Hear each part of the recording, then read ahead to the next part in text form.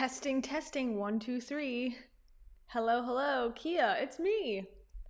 Okay, I'm hoping that this is going live, so let me know if you see me, say hi. This is a new service I'm using called Ecamm Live, as you can see on the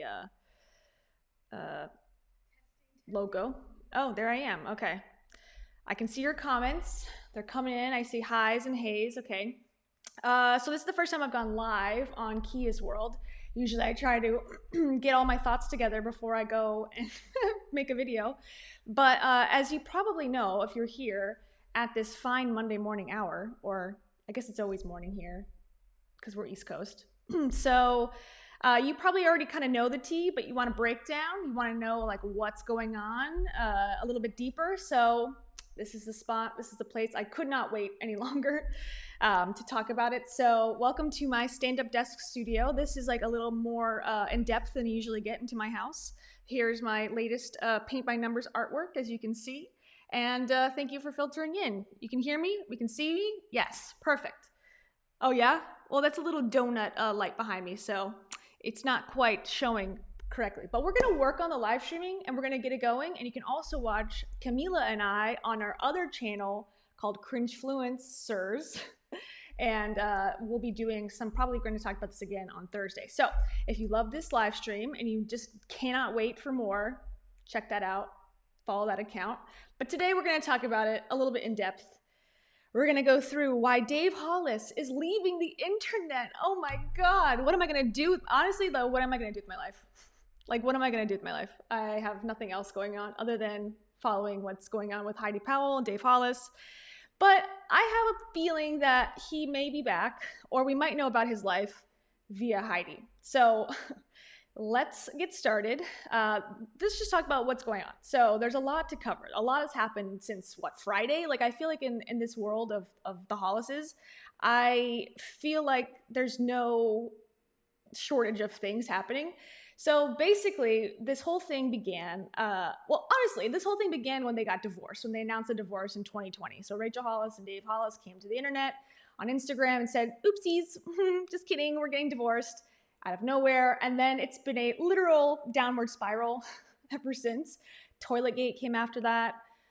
Dave becoming a full-blown influencer came after that. And it's been entertaining to watch, to say the least. But also, it's gotten concerning in some ways over time. Pancakegate, as you remember when Dave was on his book tour, he came on to his live, his Instagram live, after not sleeping, allegedly, kind of ignoring, and not even just kind of totally ignoring his children that are asking for breakfast.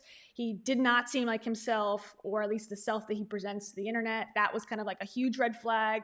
Then, it seemed like he was always from that point on in damage control, trying to cover up why the book didn't do very well, trying to just act like everything was fine. But I think most people on the internet kind of knew that are not just fangirls of him, knew something was up. And now we finally have some confirmation that Dave has also been experiencing some negativity and decided he's leaving the internet. Now, what does that mean? Not totally sure, but let's discuss. So thank you very much for joining me. I see your comments are coming in. I put a poll to ask you as you log on to this live stream. Do you think Dave will be back in 2022? I think he definitely will. I think he'll be back probably in the next 2 weeks via Heidi Powell's social channels. That's my prediction, but will he go on his own? I don't know. Maybe he's taking a break. A well-needed break. I'm not going to say well-deserved because no one forced him to be on the internet in the first place, but a well-needed break because it's a lot to keep up with on a daily basis. So, all right, let's go. We're going to go to my next screen. Okay, that's me again. Hold on. Let's do this. Huh? Yeah, okay. Isn't that so cool? Okay, everybody, welcome. This is the internet, folks. Okay. So I can't see your comments in this view, but I will go back. Oh no, I do see them. Okay, just kidding. Sorry guys. Thank you for being patient. Okay, so Here's Dave's Instagram post. So this is what he posted, how long ago? It was sometime yesterday, 17 hours ago. And he just posted the description, which is a heart. Okay.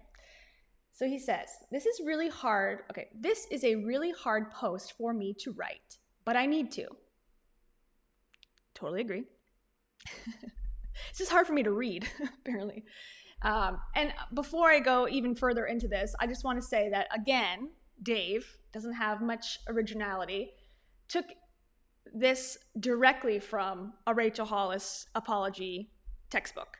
So if you can remember, Rachel Hollis from April 2021 had to apologize. She did it exactly the same way, had the multiple pages kind of mixed up and not really meaningfully separated, in my opinion. So I don't know if they have like a PR person that is like telling him to do it like this, or he just thought like that's how the Hollises should apologize. It's interesting, but okay, I digress. Let's go back. This is a really hard post for me to write, but I need to. Okay, cool. Starting off strong. Friends, I am going through it. Okay. I'm surprised he didn't say I am going inside of it, through inside of it. No? Okay. That's something he says a lot.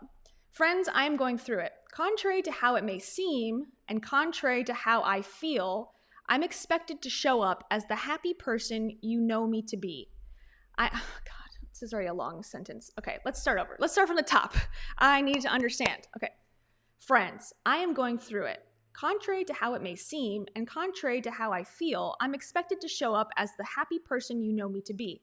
I am feeling completely broken from the pressure of this strange public life. And it seems the happier I've chosen to show up for you and for my family, the more unprocessed pain I'm burying, simply deferring to a later date as it collects at the highest interest rate.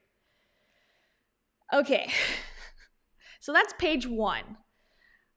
Lots of stuff to break down here. So, okay, the first sentence, this is a really hard post for me to write, but I need to. Fine. I think that kind of sets it up that he's struggling to admit this. Okay. He's going through it. I think everyone can basically see that without you having to point it out. I think it's like the elephant in the room. Like everyone knows that you have been and are going through it. Now, this is the part where I go, what universe are you living in? Contrary to how it may seem, no, I mean, to me and to the 4,000 other people on Reddit that discuss this at length daily, this is no surprise that he's not doing well. Contrary to how it may seem, and contrary to how I feel, I'm expected to show up as the happy person you know me to be. Now, this part, he's almost giving away the blame of coming up with this fake persona. And the fake persona, in my opinion, is he is totally healed, happy, healthy coach that, can teach you how to live your life the best way possible. He's almost saying like, you expect this of me. It's like, who expects this of you other than yourself? And whose choice is it to present yourself online other than you? I don't feel as if there's anybody other than himself, maybe Heidi, that's saying like, you have to be positive. You have to come online and be a ray of sunshine. I don't think he learned anything from what happened to Rachel with the toxic positivity backfiring in your face. And I think they're holding on, both him and Rachel are holding on to, and Heidi, and everyone that does this toxic positive BS, they're holding on to this 2015, 2014 chuggy, live, laugh, love persona and branding that is just no longer cool anymore. And maybe I'm just too young and hip to think that. But I think maybe middle-aged women, it's still kind of okay with, to some, but a lot of people that followed them have kind of graduated out of that hustle mindset. So him saying like, I can't be myself and you expect me to be perfect, I think that's bullshit. I don't think anyone does. I think everyone was begging him to be more authentic. So I'm a little disappointed that he is saying kind of outside of himself, like, you expect me to be like this, and I'm human. It's like, I think you expect yourself to come off as perfect, and now you're disappointed in yourself because you are actually not perfect. So that's where I'm kind of like, okay, is he really taking full responsibility? I will give him a lot of credit for posting this because he could have easily just done nothing. So I have to give him some credit for being somewhat open. But you can tell, even in this first page, there's a little lack of, not honesty, but I think reality, a grasp on reality. So, okay, let's go back to that last sentence. And it seems the happier, okay, this is weird. This is a weird part to me. And it seems the happier I've chosen to show up for you and for my family, the more unprocessed pain I'm burying, simply deferring to a later date as it collects at the highest interest rate. Okay, bad sentence. Similar to a lot of the metaphors in his book, I think he thinks it's really cool and great and interesting to have a metaphor like that, and like, oh, it's gonna be so like people are gonna like really click with that.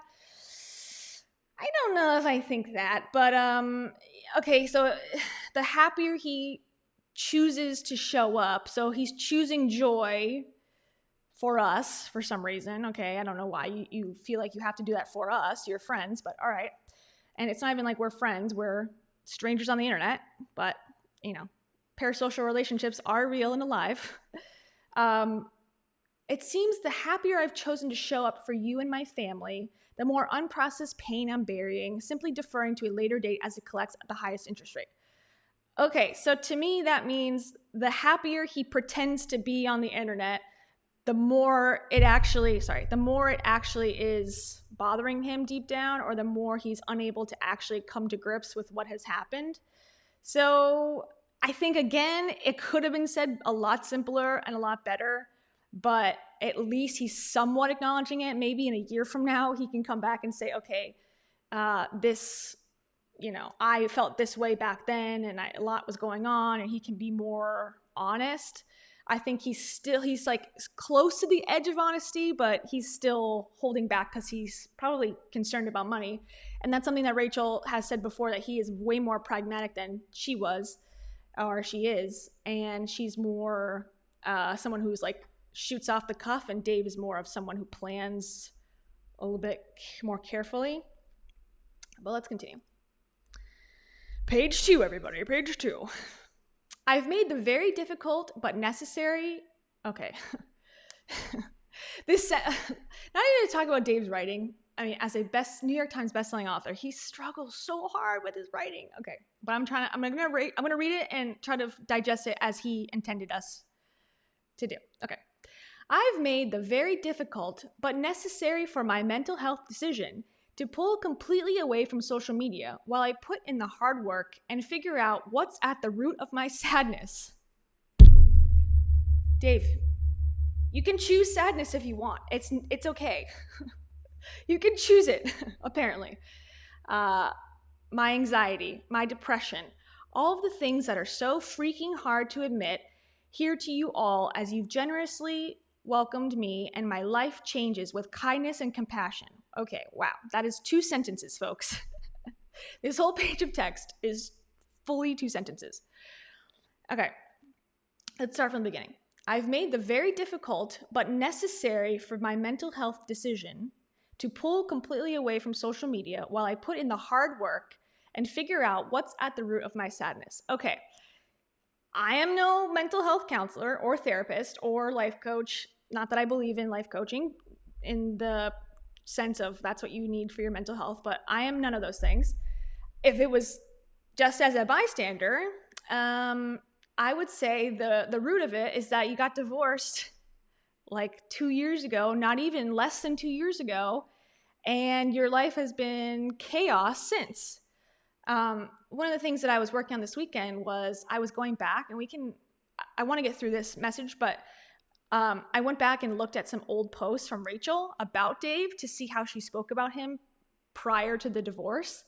And I guess you would only speak positively of your significant other online, but she really spoke highly of Dave on her old posts. And to go from that type of adoration online with hundreds of thousands of likes on her Instagram talking about how amazing Dave was, to now 2022 where she's saying like, fuck that guy. Yeah, I think, that would probably put a lot of people in a depression or have some anxiety, whether I think he most likely does deserve it, what she's saying. And especially if he does have some sort of secret life, double life that she claims that he had. I don't think he's innocent, but I think that, being called out on something like that is totally, anxiety inducing. So I think that's the root of the sadness. And, he was a family man and he had this tight-knit family for 18 years with his wife and they had a successful career. And then all of a sudden, like, gone. You have to admit that you're not perfect. You have to admit that you're not a person to be put on a pedestal, that you have issues just like everybody else. That would be my guess as the root of the sadness. But, ask someone else, I guess. He doesn't seem to. No, doesn't seem to. He definitely does not like to listen to hate. Anyone who ever says anything to him online, even tangentially negative or critical, he deletes them, blocks them on Instagram. So, I don't think he's wanted to hear these types of things that people have been saying for months and months and months. So that would be my guess about his sadness. He's admitting that he has anxiety. Okay.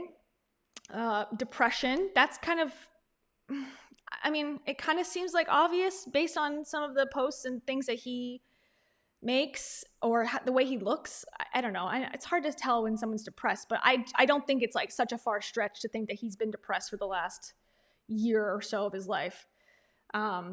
So, I think he's saying this as if like no one knows or no one knew or no one ever suspected, but, I think we all did.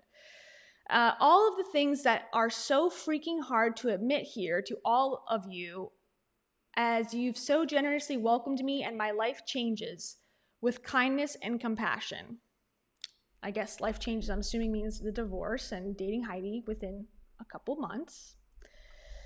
All right, page 3. Let's do it. It's interesting. It's been really interesting. It has been interesting. I agree with Dave here. I've done so much work over the past year and a half. I've done so much work over the past year and a half, yet I feel like I'm only getting further from wholesome days. Was that supposed to be like a play on words? I'm getting further from wholesome? Because I agree. It's interesting. I've done so much work over the past year and a half, yet I feel like I'm only getting further from whole some days. The currents I'm rowing against, Jesus Christ, the currents I'm rowing against feel really, really strong, even with the strength I'm slowly gaining. Okay. This is quite the post. I wish he had just posted this. Just no context, just posted this. I'd be like, what? What are you talking about? Okay, it's interesting. And is it interesting though? Is like, to me, the way that this saga has played out is 100% how it should have played out and how I expected it to play out over time. And I think a lot of people did too. The only people who are shocked are the fangirls from day one who you can tell them one thing, he could be like, I'm a multi-millionaire and I'll teach you how to be that. And they would be like, yes, thank you, Dave. Like, no matter what he does, he could beat someone up in front of them and he'd be like, I'm the gentlest, kindest man. They'd be like, Dave, we love you. So those people, okay, whatever. They might be, shocked by this. But all of this makes sense. I mean, he got divorced in a very public way. It was obvious that him and Rachel were, disagreeing, or, she was saying that Dave was talking and she wasn't talking, and that she disagreed with him coming out with some of the public details that, she had wanted a divorce and that sort of thing. So they were already splitting. And then all of a sudden they were having to split the children. And then, he kept Rise Together podcast, which is weird because that was like a relationship podcast between the two of them, but he decided to keep it. And obviously he was no longer at the Hollis company. So there was all this stuff going on. And it just never, he never caught up. He never like took the moments to really, well, I guess he did take a couple moments, but then like when he met Heidi, switched back into like, I'm going to be the best guy on the internet. I'm going to write this book. I'm going to do all this stuff. I feel like the more I go backwards and kind of rewatch how the divorce went down, I feel like this was Dave's, and maybe this is controversial, heads up. Dave's way of trying to get Rachel back was to prove that he could do it on his own, and epically failed.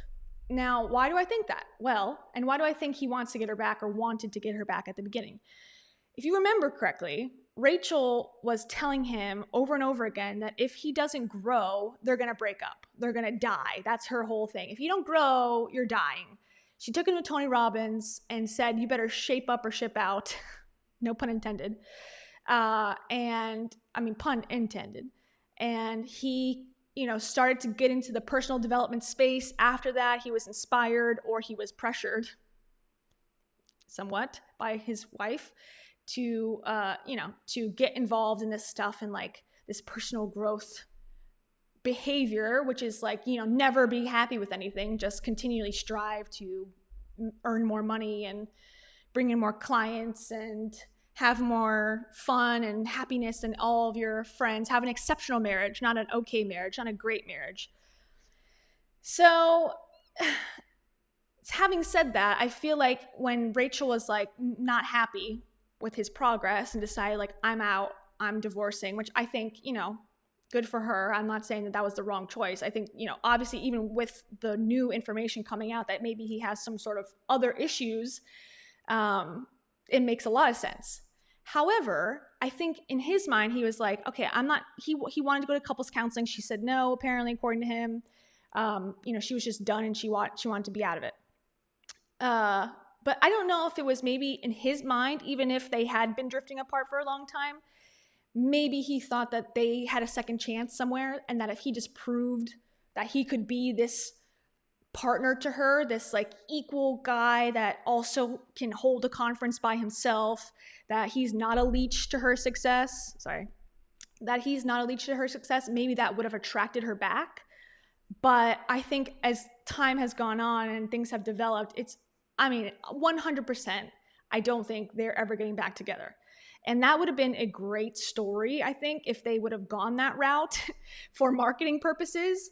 The it couple loses it all, but then returns together stronger than ever. And that would have been a great, branding tool. But I think she's moved on. She's got a cool boyfriend who, travels all over the world, makes millions of dollars. She seems like she's doing fine. So, and I think she's also got to deal with all the stuff that has happened in her life. And she got married when she was 19. She met Dave. She was only out of high school like 1 year when she met Dave, and they got married, and they had this tumultuous beginning, and like their whole lives have been a lot. And I think they both need space apart. And I think they need to learn who they are as people separately. And I think, Rachel should, if it was me and I was her friend, I would say, take a break from the new boyfriend too, because you can already hear in her podcasts and her Instagrams and stuff, like she's obsessed with him now. It's distracting them both from who they are as people. And I think that's the lesson here, is don't just jump from one thing to another and call it success. You need to figure out who you are internally, and then you can maybe have some success teaching others. But okay, that's my rant. That's my rave. That was the first sentence of this 2-sentence word salad. Okay. The currents I'm rowing against oh God, I can't read. The currents I'm rowing against. So why was you rowing against the currents? But okay. Feel really, really strong. Even with the strength I'm slowly gaining. So even for a strong man like Dave, who can lift kettlebells like nobody's business, in the conference that has now been canceled, and we'll talk about that next. Even a strong man like Dave can't handle these currents. Good for you, Dave. Okay. All right. Continuing. I told you this is a long apology. This makes me sad to type because I have so much love for y'all. Okay. He literally is stealing in this whole thing all of Rachel's idiotic, things that she does that doesn't make sense. And the worst parts of it, the things that she does that don't make sense, he's also taking on as his own. So he's from Southern California. He lives in Texas, yes, but he was 48, 47, 46 when he moved to Texas after his whole life living in California. And now he's saying, y'all, come on, y'all. It's just like, you're not from the South. Like, I guess anyone, I'm not going to gatekeep y'all, but it just seems very disingenuous to include that as something that you've probably never said. All right, in real life. This makes me sad to type because I have so much love for y'all. Does it mean, okay, and this is, I'm going to go off on a tangent again, but can you have love for someone and also be struggling? Does it mean you have to be perfect to love? I don't think so. And I think if that's the standard we're holding ourselves to, that's going to lead to heartbreak for everyone in the world. I think you're able to have love for your followers and supporters and fans and critics. You should as well, because I think we're all trying to help in our own way. I don't think that you going away for a little bit means that you don't love your audience. It shouldn't, at least, but that's kind of what he's saying here. All right, you carried me through the hardest time in my life. It's a little weird. I guess having people adore you online helps your ego, but you should be leaning on your friends and family for support and mental health professionals, not people you don't know online, both ways. So fans should not rely on influencers for their mental health support, and influencers should not rely on their fans for mental health support. I just think it's silly. Okay, you gave me love and validation when I felt rejected from my marriage. It almost sounds like he's typing this specific slide to like alcohol or something that's an inanimate object, or something that kept him sane during this time. Like pretend he's writing to a bottle of Jack Daniels. It kind of also makes sense in that symbolic way. This makes me sad to type because I have so much love for y'all. You carried me through the hardest time in my life. You gave me love and validation when I felt rejected from my marriage. And you've continued to give me the benefit of the doubt when rumors have come by way of internet trolls or unkind podcasts. I love you guys and will never be able to repay you for that. All right. This is like parasocial issue with relationships 101. Your fans are not real people in the sense of they don't know Dave. They don't know you as a person. It's not a relationship where you're giving and taking back and forth and it's, in somewhat of an equal standing. It's very much a unfair playing field. Everyone worships Dave and he gets to look down at you. And that's just how it goes. It's not just him. It's any person to their fans. So very unbalanced. I don't think this is healthy at all. The internet trolls line, I really have an annoyance for people who say anything critical about you is a troll. That's a wrong term. It's I guess hater could be more accurate. Internet hater, I consider myself a hater in some ways in the sense of I'm not going to just buy up and lap up your bullshit. I think there's always room for criticism and critique, probably with every single thing. And myself included, if someone gives me a negative comment, I'm not automatically saying, hater, troll. That's not the right term. A troll is someone who doesn't have any basis for what they're saying. They're just looking at your face and saying you're ugly, or they're looking at your ethnicity and saying you're this or that, or, just totally unrelated to the context of what you're talking about. That's a troll. A hater, I think, is more someone who, in this world at least, is critical with reason. And that's what I consider myself to be. Well, thank you very much. And then the unkind podcasts, I think, is a direct call out to Rachel Hollis, who came out with 2 podcasts. She never named Dave, but she obviously says my ex-husband or my partner. She said that he had lived a double life. He had lied to her, lied to the family, and that his kids now have a better understanding of why she divorced him. So that's kind of where the podcasts come in, the podcast line. And in the second podcast, Rachel said that, if she didn't have children with Dave, she would never speak to him again. She wouldn't even think about him again.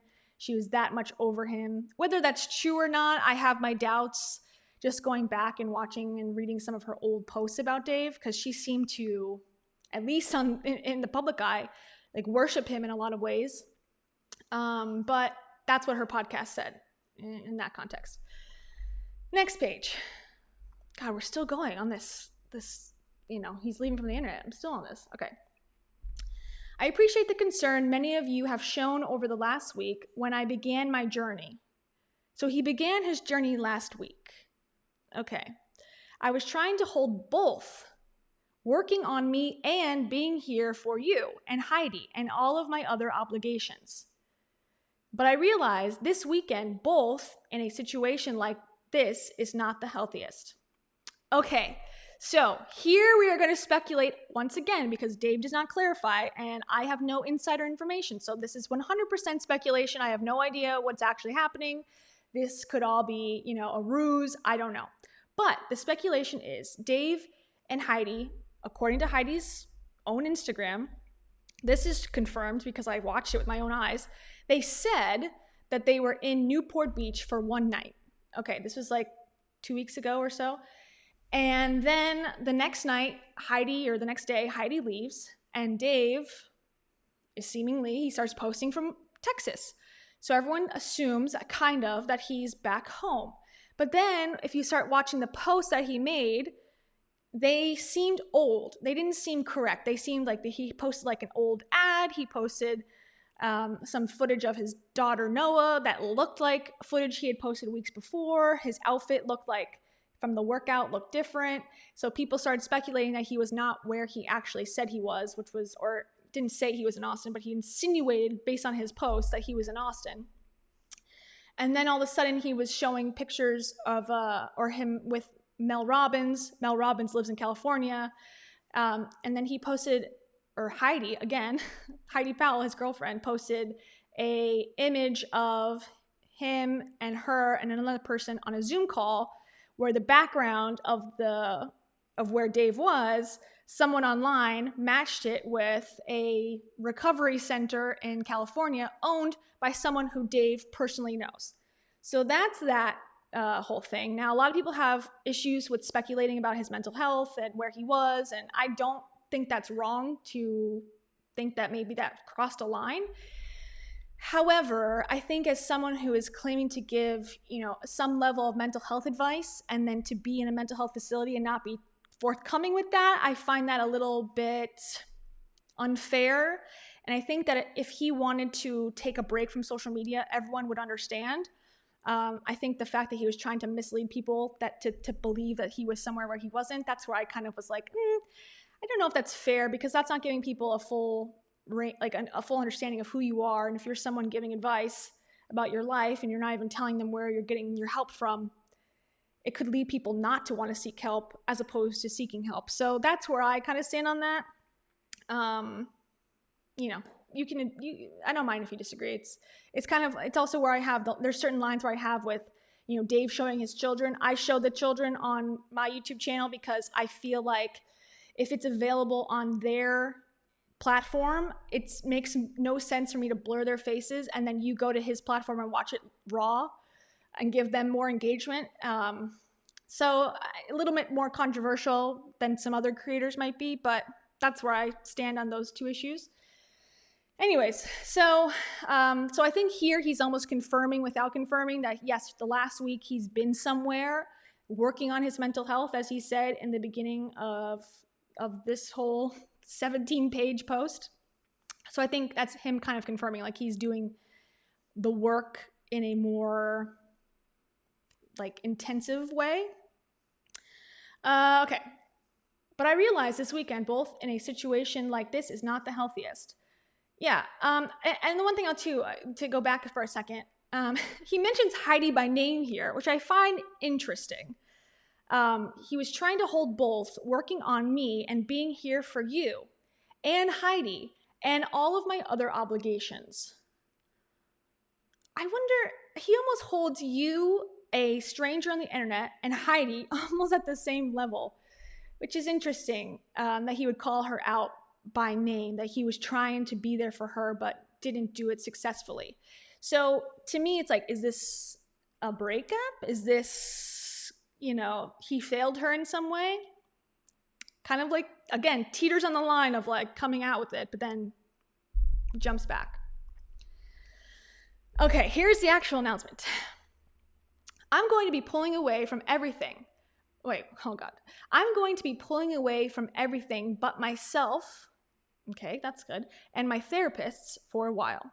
I'm not sure when I'll return, or to be honest, if I ever will. Who knows? Maybe I'll find over these months that life void of me. Oh God. I'm so sorry. Okay, who knows? Maybe I'll find over these months that life void of social media brings happiness I never knew existed. Okay, this is what Heidi and my mom keep hypothesizing, at least. Okay, there's a lot to unpack in this one.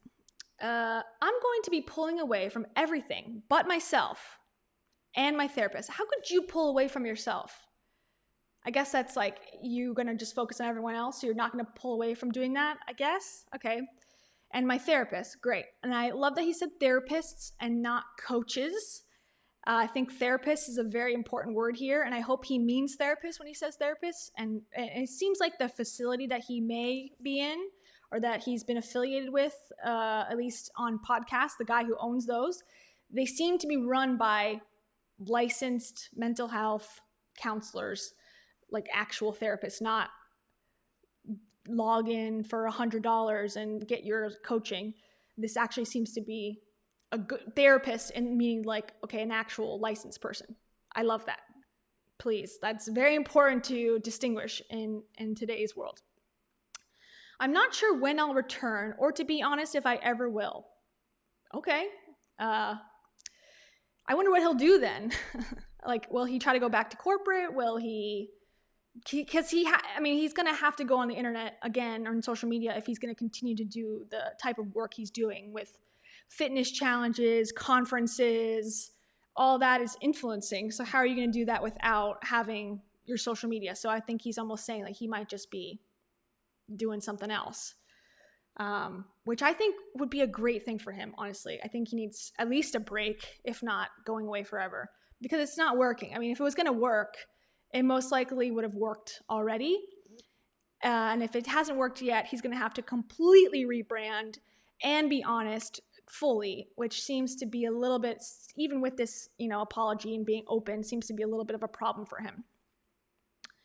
Who knows? Maybe I'll find over these months. So he's saying that in one sentence, he's saying he's going to go away maybe forever. But then the next sentence he goes, who knows? Maybe I'll find over these months, as if he's going to take a couple months off and then come back.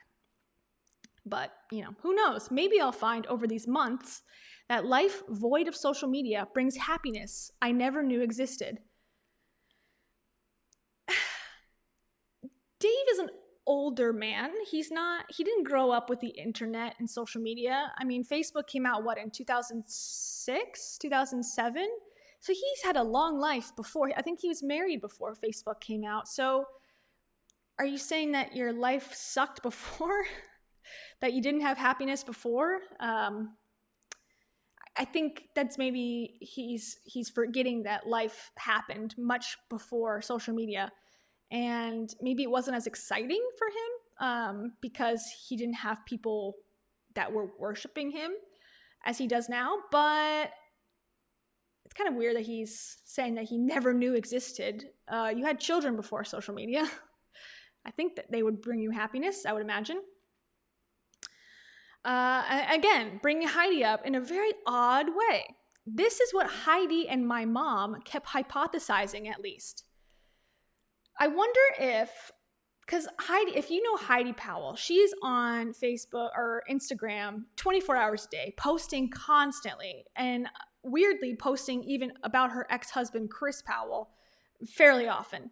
So she is not someone I would look to for how to behave in any sort of rational fashion on the internet or on social media. So the fact that she would think that him getting off of social media would give him pure happiness, it's almost saying that they are meant to be apart, because she, I don't think, is ever going to give up social media. And if she did, that would be so different than her current lifestyle. They would have to, start all over again, because who they are together is on social media 24 hours a day.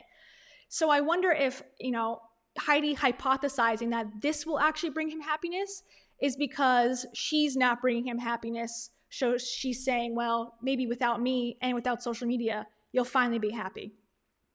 That's what I take it as, almost like a negative. Like Heidi and my mom, I don't think he's got a super close relationship to his mom. So I think they might be saying like, well, just get off if you're so unhappy, just get off. And he's taking that seriously, which good for you. Oh my God, we're still going. This is so long. Okay. Regardless, filler word if I ever heard one, it's time to dive in.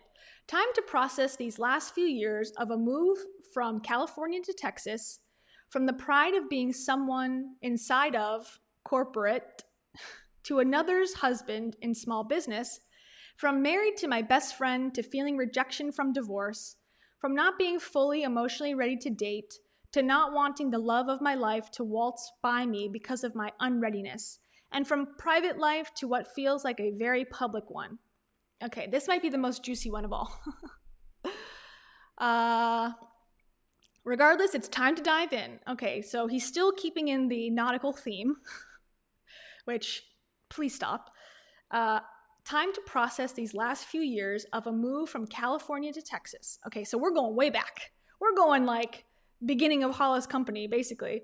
Because when it went from Chic, the blog, to Hollis Co., and they really started to take off, that was, 2018, 2019 when he left his job? So no, it must have been, it must have been like 2019 when he decided to leave Disney to go to be the CEO of Rachel's company. So we're going way back that he needs to process. And I think that's great. I think he should acknowledge that that was also a big change for him, for anyone, to move and start your life completely over. That it wasn't just like, oh, I can handle anything. It's like, no, everyone struggles with this type of stuff, like moving and starting a new job. You're not immune to those stressors of life, especially with kids and a wife who's really busy. And, I think that's good. So, okay, now this is a horribly written sentence, this whole thing. And I think this whole thing is, no, 2 sentences again. Yeah, with some ... So a lot of words. From the pride of being someone inside of corporate, okay, I guess that's being an insider at Disney. He had pride of that. From married to my best friend to feeling rejection from divorce. Okay, so that's a big change. From not being fully emotionally ready to date. I don't think he is emotionally ready to date even at this point, but that's just my personal opinion. And, from not being fully emotionally ready to date, that was when they met, allegedly. There's a lot of speculation there about when they actually met up, because in Dave's book, he talks about going to Arizona to meditate on a rock. There's some speculation as to why he was in Arizona, specifically, why there's no rocks in Texas that he could meditate on. So, some of the dates are a little bit surprising, because I think they announced the divorce, and it was 2020, but it was like May, actually, let me see. Let's check out. Let's see. Let's go to Rachel's divorce page for a second. Let me just double check this before I start saying dates. Oh wait, did I miss it? It's so funny, like these huge life changes happen so fast I can't even scroll very much. When did they announce the divorce? Okay, sorry. Thank you guys for watching. Keep watching. Scrolling. Wow, I guess it has been 2 years. Okay, here we go. Okay, so this was June of 2020 is when they announced it. Now, in his book, he says, I think May is when because it was on their anniversary. is when she said, okay, I'm done. I don't want to be with you anymore.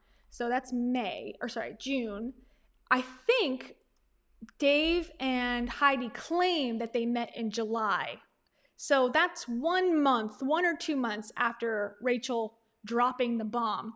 I don't think anyone in their right mind is ready to emotionally be available for anyone. I think that's not possible. I mean, unless you're superhuman and you didn't love that person for a long, long time, and it was, growing apart for many, many years. But the way he says it was like they were together, they were so in love, they were hosting conferences, and then all of a sudden Rachel just decided, I'm over it.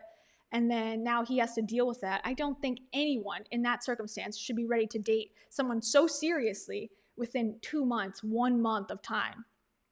It seems like totally irrational and not someone who anyone would be like, yeah, that's the model I want to follow. Just, get out of a 16-year marriage or 18-year relationship, whatever it was, and then jump right into another one with someone who also has several children, 4 kids that are of living with her. Not that they're adult children, but they're kids. He's got 4 kids. They live in 2 separate states. None of this makes sense. And I don't think anyone but himself and Heidi thought this was a good idea. Like what sign do you need? He's always one, like, if you're looking for a sign, here's your sign. That's 14 different signs of like, this relationship is not healthy. It's not going to be good for you. You're not emotionally available. But I think the toxic positivity is speaking to him here, where it's like, the love of my life is going to waltz by. If she's truly the love of your life, if Heidi is the one, which I don't believe in that there is the one for you. I think relationships take a lot of work. They, work for a variety of reasons. I don't think we have soulmates. That's my personal opinion. I think there are people in your life that you get along with well. But I don't think that you have to find the one person that matches you on everything. If she was truly the one for him, though, in this context, her not wanting to wait for him to be ready is unfair, that's immature, and that just shows to me that she's not ready for a relationship either. If she's like, well, if you're not ready to date me 1 month after divorcing your wife, then forget it. It's like, okay, that's not healthy at all. Oh my God. We still have multiple. Okay, I'm gonna go a little bit faster because I'm dying here. We have so much other stuff to talk about. All right. I don't know what the future holds. Don't know what next looks like. It's got me scared and nervous. Can't lie. Can't lie now, but have in the past. Okay. It's got me scared and nervous. Can't lie. But I do know is that, oh my God. Did he write this like with no editing? Nothing?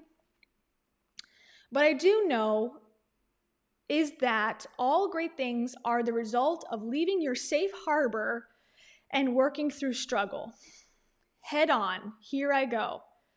Okay, so again, maybe trying to sell that book one final time, Built Through Courage, the nautical themed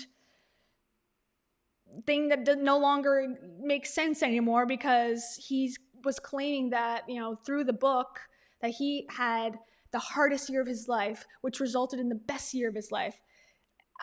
I find it hard to believe that someone would have to take multiple months or maybe never return to the thing that is providing them income if things were going great and things were going better than ever.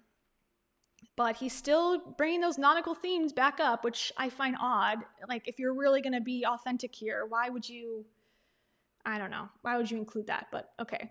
And then here we go, addressing Heidi again for the 3rd time specifically.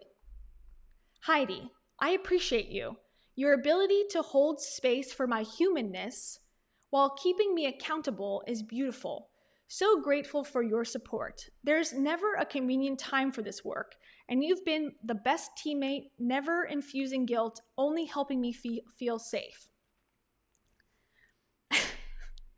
Okay, not to be a nitpicker, but you literally say in paragraph 1, I do know, and maybe this is on purpose. Maybe I'm not as maybe this is an actual thing that he meant to say.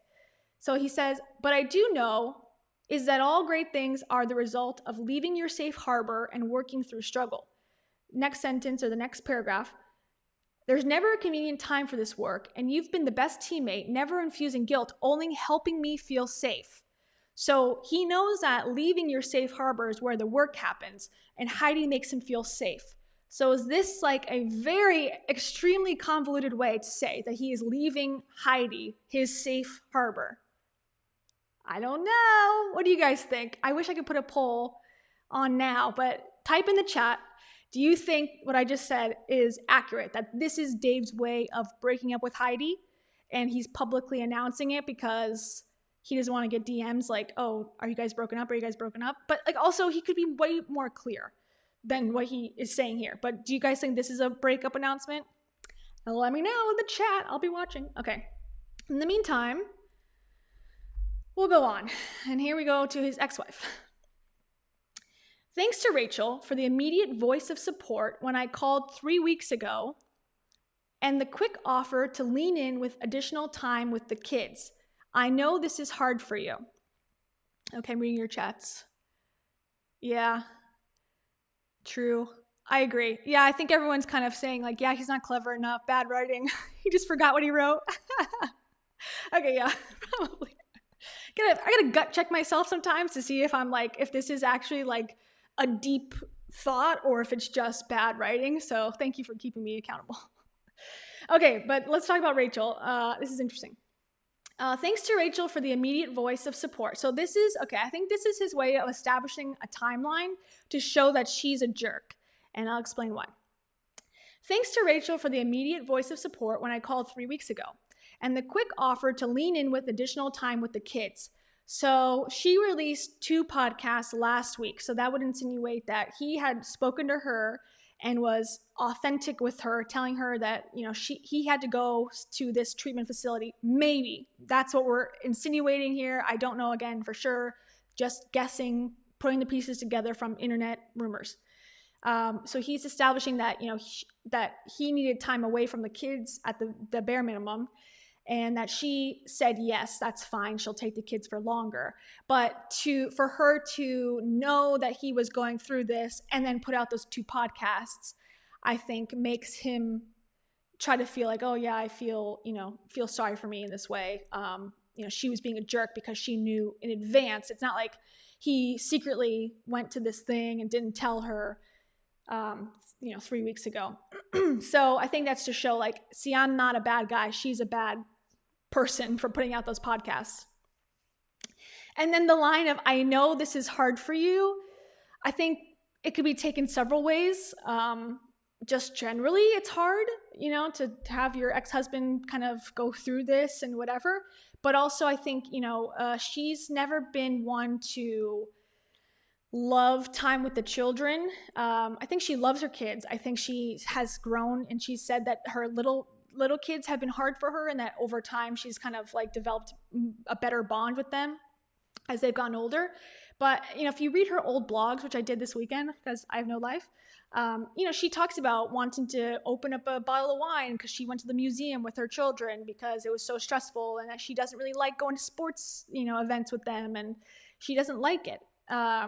She doesn't like all the parts of motherhood. And I think that's fine. That's totally fine. But I think this is almost him digging into that and saying like, I know taking the kids an extra couple weeks is hard for you because you're not like the most loving mother in the world. Again, I'm trying to read between the lines. I don't know if that's exactly what he meant, but I think it could be perceived, or at least it could be taken like that. And here's where we, the haters of the internet, come in.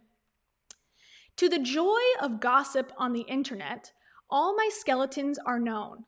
I'm here in part because of having been such an open book. No.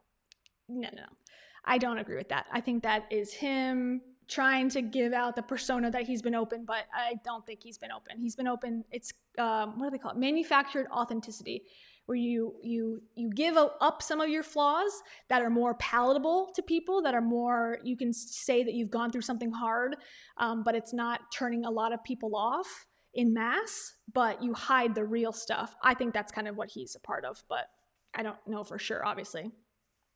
But for the record, the only time I've ever led a double life was when I was pretending everything was okay and it wasn't. Okay, so this is a direct pushback on Rachel's podcast where she claimed that Dave was living a double life and that she had found out all this stuff after the divorce had happened. And she had found out stuff even during the divorce, it kind of seemed like, that she had forgiven him for. But the fact that he lied about it was the real issue. And he's saying basically, because a lot of people are speculating what it could be. And I even did that. Camila did that. We did it together on our podcast, trying to figure out what the double life could mean. Could it mean a secret relationship, a secret addiction, some sort of other thing that had gone on behind the scenes? And he's saying that none of that had happened. Basically, that the only double life was that he pretended with Rachel that they had a great relationship, but it wasn't. Or that now everything was fine and it wasn't. Do we believe that? I don't know. It seems like Rachel would be careful with her words, I think, unless she was sure that there was something there. But then again, I don't know. Maybe she's not. Maybe she wanted to insinuate something that wasn't true. Who knows? I'm not sure. And again, like, he's talked about his alcohol issues. He's been open about that. But I think the speculation was, and she's been open about her alcohol issues as well, to a point. But I think the speculation was there something deeper than alcohol going on in the house? Okay, we've reached the end. Woo! Okay. Thanks to all of you guys. Love you. I think you should never say that. As an influencer, stop saying love you to your followers. That's not love, everybody. You like the adoration. That's not love. Love has to be a two-way street. Love you. If you see me around town, don't hesitate to come up and give the big guy a hug. All right, lot to think about there. To me, that sounds like your uncle who's like creepy. He's like, come give the big guy a hug. It's like, no thanks, I'm good. I'm gonna be over here. You're a stranger, Dave. It's what I need the most these days, heart. Okay, so his last slide saying, love you guys, people he doesn't know, apparently, most of the people out of his 400-something thousand followers he doesn't know personally, to give him a hug. That's kind of sad. And he's calling himself the big guy. That's also kind of weird. Okay, so that's that. Heidi Powell. Dave wrote 1 heart. Heidi Powell wrote 3 hearts. So what does that mean? Triple. I am 2 times more in love than you. Some other people liking this. Jenna Kutcher. She's another influencer who somewhat problematic. Not fully, not as much as Dave, obviously, and Heidi, but, not my fave. Mally Ronkel, she was on the Rise conference. She spoke at Rachel's last Rise. This guy, Mr. Jason Wilson, he's one of the speakers that Dave talked to. This guy is another speaker person. So, some verified accounts, and everyone is pretty positive. Here's 2 that I think are interesting. John Acuff. So John and Dave had a show, the John and Dave show, which has since disappeared. And it kind of seems like, because Dave tagged him in a Instagram story, where he said, hey, John, we should up the show again, get the show together. And then nothing ever happened. So a lot of people were speculating that because of Pancake Gate, they did one more show and John was kind of snarky the whole time and it never happened again. But he says, proud of you, Dave. Sometimes the right decisions are the hardest to make. Text me. God, these people are so funny. Text me if I can help at all. The Acuff house in Nashville is always up for another Dave visit. It's always, the most personal response you want is, hey, text me if you're feeling down. Okay. And then Mel Robbins, I think another pretty problematic self-help person. Hollis, you speak for so many of us when you wrote, the only time I've ever led a double life was when I was pretending everything that was okay and it wasn't. Proud of you. Chris and I are here for you always. Thanks, Mel. Okay. She is number one person to jump on the train and pretend like everything's fine. So I don't know. And the thing is, it's like your whole brand is just pretend everything's okay. That's what choose joy means. Pretend everything's fine. So now all of a sudden your whole entire brand is not accurate. It's like, take some responsibility. Okay, let me go through some comments.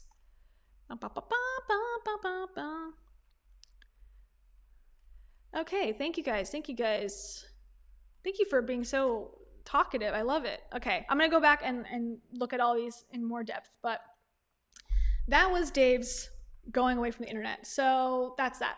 Then, of course, Heidi Powell cannot let a moment pass with Dave involved where she is not also a part of it. So she posts a picture of her and Dave. Now this is 16 hours ago, so Dave's was 17 hours ago. So 1 hour after Dave posts his post, Heidi posts this and says, God grant us the serenity to accept the things. And then she adds to the prayer, and people we cannot change. Courage to change the things we can, ourselves, and wisdom to know the difference and be kind. Feeling an extra level of gratitude today for all that is, for the good that is in perfect. Okay, let me start over. I'm so sorry. I know I'm a bad reader, but I can't be blamed because they're pretty bad. They're pretty bad writers. All right, ready? Get in football position. Feeling an extra level of gratitude today for all that is. For the good that is in perfect balance of the opposition. For the good that is in perfect balance of the opposition, okay? For light that is only seen and appreciated because of the darkness exists. And for the army of supporters who so graciously extend love and generosity on a level I never knew possible. I love you guys. Thank you. Okay. So I think oh my God, people's comments are so funny. Like, you guys are such an inspiration to me. It's like, how? How are they an inspiration? Like, I'm not saying they're the worst couple ever to walk the face of the earth. You know, obviously a lot of people have been worse, but how are they an inspiration? Like they've been together for what, a year maybe, on and off. They're watching their lives has been a mess. I don't know. So anyway, so that's that. So Heidi made it about her. She wants all of the, the sympathy too. She can't let Dave have the sympathy on his own. She had to be a part of this, is my take on it. I think she needs a social media break, for God's sakes. Like, she posts 300 times a day. Her poor children need a break. The children need a social media break, Heidi, please. Okay, so that was the big thing. Nothing from Rachel as of now. Let me double check. Miss Rachel Hollis. Oh, wait. Wow. Okay, within the time of us streaming, there has been a new post. Let's see if anything happens. Skiing for Jackson's B-Day. Related, my apologies to whoever for crash landing, decimating your yellow slow zone fence. It was only my second time skiing and my snowplow formation didn't help me slow down like I'd hoped. Panic ensued. Is that her? Oh yeah, okay. Interesting. Okay, this is the first time I'm seeing this. So what I think is she is unbothered Rachel Hollis. She could care less what Dave's doing. She has her new boyfriend, who now she's tagged in this post. She is with her two sons, it looks like Jackson and Sawyer, I believe. And she does not care. She is on the slopes. She's not worrying about what Dave's doing. And let's see, now that she's tagging him, let's see what her boyfriend's all about. He's a life-loving, free-thinking drinker. All right, cool. Here he is, and he's British apparently. He's pretty chill, I will say. He's not commenting a whole lot on the internet, and I have to say thank you for that. And just if you don't know who this guy is, he is Shawn Mendes's tour manager. So that's that. Okay, interesting. So that's part one of this saga from this weekend. Dave is taking a step back from the internet. That's number one. But you may have wondered how there seems to be, how Dave is able to step away from the internet when he has so many projects going on. One of the projects that I don't know, he hasn't updated if he is going to promote or not, is the book, the Noah, or Tea Time with Noah book. So we'll have to check on that. I'm not sure. That's supposed to come out in May. So unsure. He hasn't talked about that. But one thing that was coming up more immediately was February 4th, the Congruent conference. So if you remember, I talked about this in one of my videos about the conference, and we talked about it on the Cringefluencer channel briefly. And basically, it was a conference for men. It was similar to Rise, much smaller, but kind of the same vein of like Rise is for women, Congruence is for men. We just separate each other into genders, and that's how we connect in 2022. Not really, but a lot of people were saying, including myself, it looked super cringy. It was Dave Hollis and this guy, Wade King, who has been part of the 3% Chance branding. I know him and his wife. So Wade King and his wife have a podcast where it was under the umbrella of the Hollis company at one point, or associated with the Hollis company at least. And he's also they have a thing called Get Your Teach On, which is a educators conference. So I think, similar to Rachel's Rise, but specifically targeting teachers. You can see that here. And just to be open, I have a friend from college who is a person who works on the conference side. And I don't think I keep KeyasWorld separate from like my other life. So far, I probably will connect them at some point, but as of right now, but he is like kind of high up in that company. And I messaged him when it was still going on, the Congruent conference, and he was supposed to actually attend. So I haven't reached out to him again, but I do know someone involved in the planning of Get Your Teach On at least. So just wanted to disclaim that, even though I don't think he knows. I just told him, I was like, I don't like Dave Hollis, and we kind of ended the conversation there, but so to get to the point, it is canceled. Congruent Con, as we called it lovingly on the internet, in the dark corner of the internet. The Congruent conference for men is canceled. And if you go to the website, this is the only thing that it says. It used to have Dave and Wade. I don't know if I still have the picture. I'll have to look it up. But they had Dave's Bronco, and the two of them were like doing workouts and stuff on the main page. And you were supposed to go to this park near Austin called Camp Lucy. And they were supposed to do 3 days, 3-day men's retreat in Texas Hill Country. And they were going to throw hatchets and talk about stuff that men talk about, apparently. Pillars of purpose and shoring up your success, I'm sure. And ironically, the only person, female, to speak at that or to be a part of that event was Heidi Powell. So I wonder how that happened. So it is canceled. Apparently the people who bought tickets, whoever those people were, they got an email allegedly. I haven't seen it I've seen a screenshot of an email. I'm assuming it's legit, but I don't know for sure.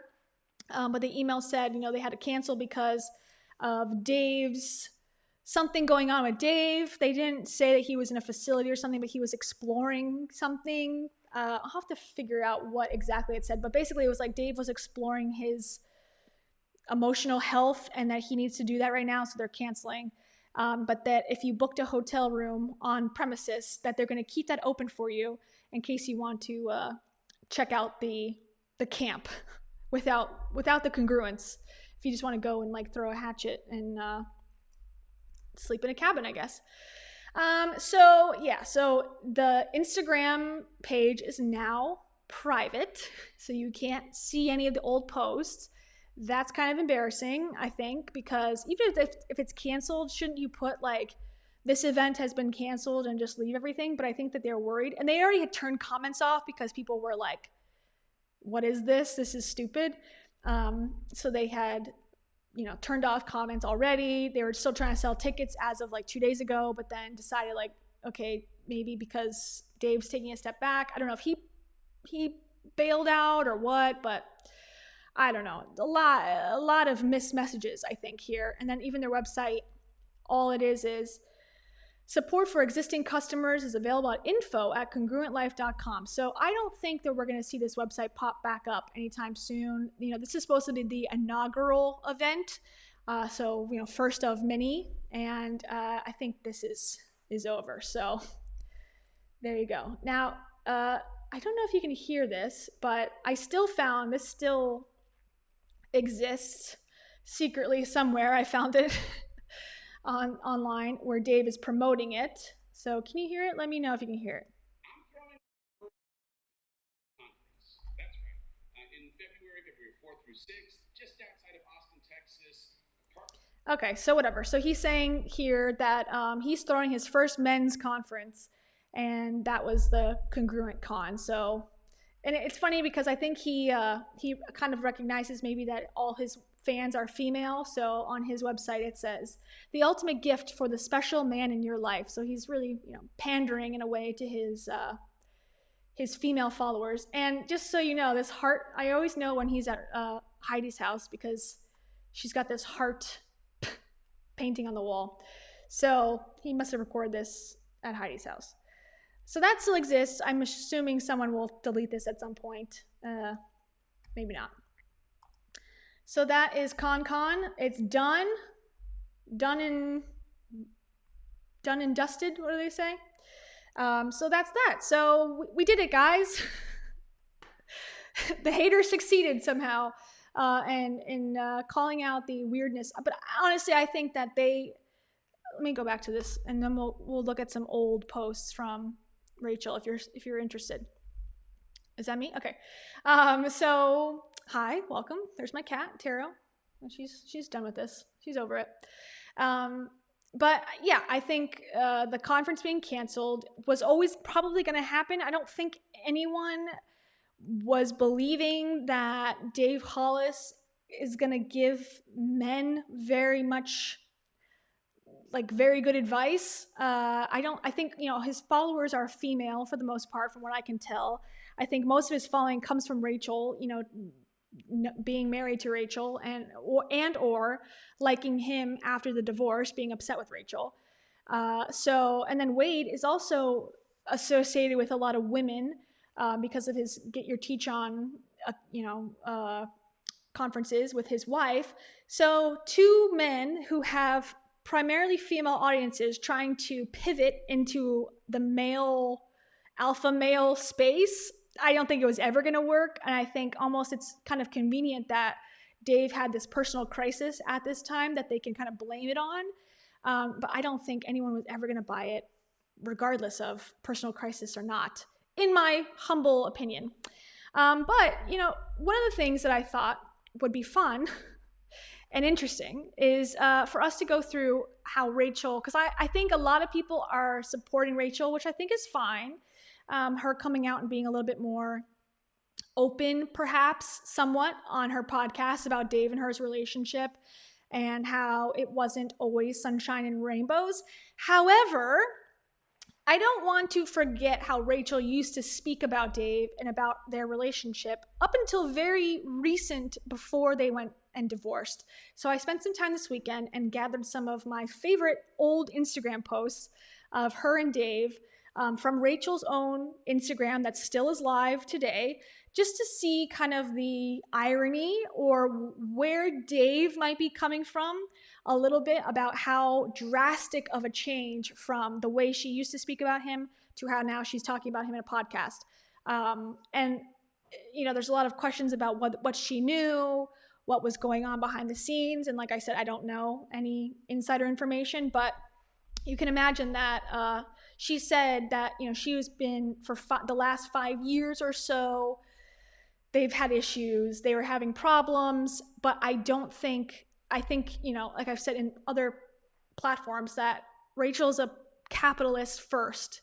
She knows how to capitalize on situations, on trends, on blogging, on, using her event planning to write a book. Like there's tons of, different things that she's seen an opportunity, ran for it, grabbed it, took it to the highest level and succeeded in some ways. So I think that's what she was doing with her relationship. Now, whether you can say she was in denial and she did this, I don't know. Or if she really, she knew it was not good and presented it in a certain way, their relationship in a certain way to sell tickets to their marriage conferences. I don't know. That's, we'll discuss that as we go on. So without further ado, welcome to my archived history of Dave Hollis and Rachel Hollis' relationship. So this is, it sucks. I hate Instagram. I mean, it's cool, but I wish it would say I guess it does say the date. Okay, I'm dumb. All right. So this is it says 129 weeks ago. I'm like, how am I supposed to do the math that fast? But it says August 5th, 1999. Am I insane? It's Monday morning. Okay. Well, it's Monday afternoon here now. August 5th, 2019. Okay, so they got divorced they announced it June of 2020. We know that for sure. So about a year before. This is how Rachel speaks about Dave. You were a dreamboat the first time I saw you, Mr. Dave Hollis. You've only improved with time. Okay, so that seems like things are going great for them. Back in 2019, at least online. All right, this is July 2019. Okay, so about one exact year before they announced a divorce. My happy place is this beach with this man, listening to music together through a shared set of AirPods. We've played out the scene so many times over the years, and whenever I'm stressed out back on the mainland, I come back to this beach, this moment, this playlist in my mind. Here's to LaCroix and Bob Marley's greatest hits and being best friends forever. That didn't last. Okay. She still goes to Hawaii. She still goes to that beach, I think, but with a new man. Okay. I mean, maybe they were going through stuff. She's saying she's stressed at least. That's somewhat being honest, I suppose. But, she was saying in 2019 they were going to be together forever. So there was no even inkling to the public that they were considering a divorce. This is May, so it's a little out of order. I'm sorry. They all kind of got jumbled up, but depending on when I screenshotted them. So this is May of 2019. And this is 1 year later from this post, exactly, because Dave said that Rachel blurted it out during their anniversary weekend together, that they were at a hotel, and that's when Rachel finally said, I want a divorce. So 1 year before that. So a lot can happen in a year, but also a year is a pretty short amount of time to make big decisions like this. So this is what she said. On this day, 15 years ago, we finished up the rehearsal dinner and went back to separate rooms at the hotel. I had my childhood best friends piled into that hotel room with me, and long after everyone else fell asleep, I was still awake, worrying about the next day. It was after midnight when I finally snuck down to his room so he could hug me and tell me everything would be all right. As long as we're together, everything will be fine, he told me. Better than fine. Tomorrow we'll celebrate 15 years since our wedding day, and that statement has always been true. We've been together no matter what, and it's been better than fine. Better than fine, you say? Exceptional? This is where I start to go, I can't trust Rachel Hollis.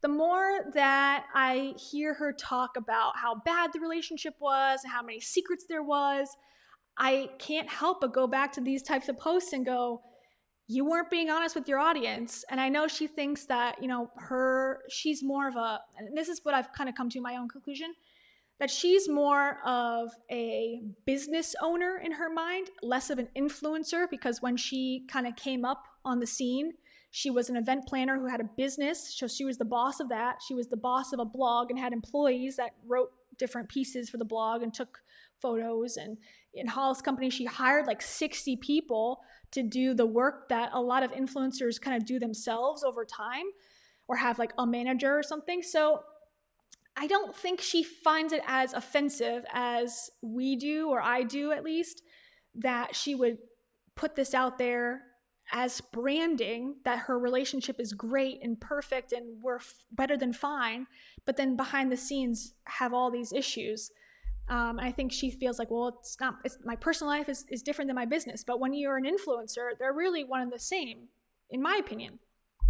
Especially if that's your qualifications for hosting a conference about relationships, is your own relationship. It's like, okay, well, I'm hoping that you're being honest when you say you're doing well. Okay, this is from March 2019. So this is kind of actually alluding to some of their issues. So, what do you do if your partner isn't supportive of your dreams? This is something that me, a dreamer, and my husband, a pragmatist, spent years working through. I always had a big, grandiose vision for my life, which was very hard for him to understand. And since I didn't want to inconvenience anyone, I decided instead to pursue my dreams in the dark. Meaning I worked on my goals before anyone woke up and after they went to sleep. I figured as long as I did it on my time, then it was okay. But the thing is, your dreams are like any other living thing. They can't grow in the dark. By hiding away my goals and ambition, I was hiding away my true self. In this week's episode of our Couples podcast, we're talking about how that season felt for both of us and how we got past our differences. If one half of your couple is a dreamer and the other isn't, this is the podcast episode for you. So, okay, that's at least saying that they have some disagreements in their relationship. But again, it says how we got past it. So I feel like the way that Rachel Hollis operates is only bring up an issue if you've gotten past it. I guess, but like if you're about to get divorced in a year, isn't that a little bit not true? Like you didn't get past it because you broke up. So why are you giving people advice? This is a whole industry problem. It's like, we need to demand qualifications before we just blindly follow people for their advice because you don't actually know what's going on. And, this is like the perfect example of why you can't trust what you see. Okay, this is from February. So I guess it's going back in time. February of 2019. All right. Are you kidding me, Dave Hollis? How are you this fine? How do you keep getting hotter with age? It's not fair to the rest of us. 2, speaking of hot, today on the podcast, we're talking about intimacy, making out, which to them, if you didn't know, is sex. Making out, basically all the things, not in a salacious or inappropriate way, but in a hey, sex can be awesome, but not if you don't have the courage to have an honest conversation with your partner about what you like. Oh my God. See, now I'm convinced it's my own reading comprehension. Let me start that over again. Okay. Are you kidding me, Dave Hollis? How are you this fine? How do you keep getting hotter with age? It's not fair to the rest of us. 2, speaking of hot, today on the podcast, we're talking about intimacy, making out, basically all the things. Not in a salacious or inappropriate way, but in a, quote, hey, sex can be awesome, but not if you don't have the courage to have an honest conversation with your partner about what you like, then your chances of enjoying it diminish by a lot. Okay, that was not a good sentence, Rachel. Did Dave write this for you? This episode is the most popular one we've ever done on Rise Together podcast, so we thought we'd bring it back just in time for Valentine's Day. So, and then the first comment on this is, you're so lucky to get a supportive and hotter husband. It's very hard to find. Apparently it's hard to find for her as well because she doesn't think that he is those things anymore or never was. So that again is February 2019. So they're talking about their hot makeout sessions.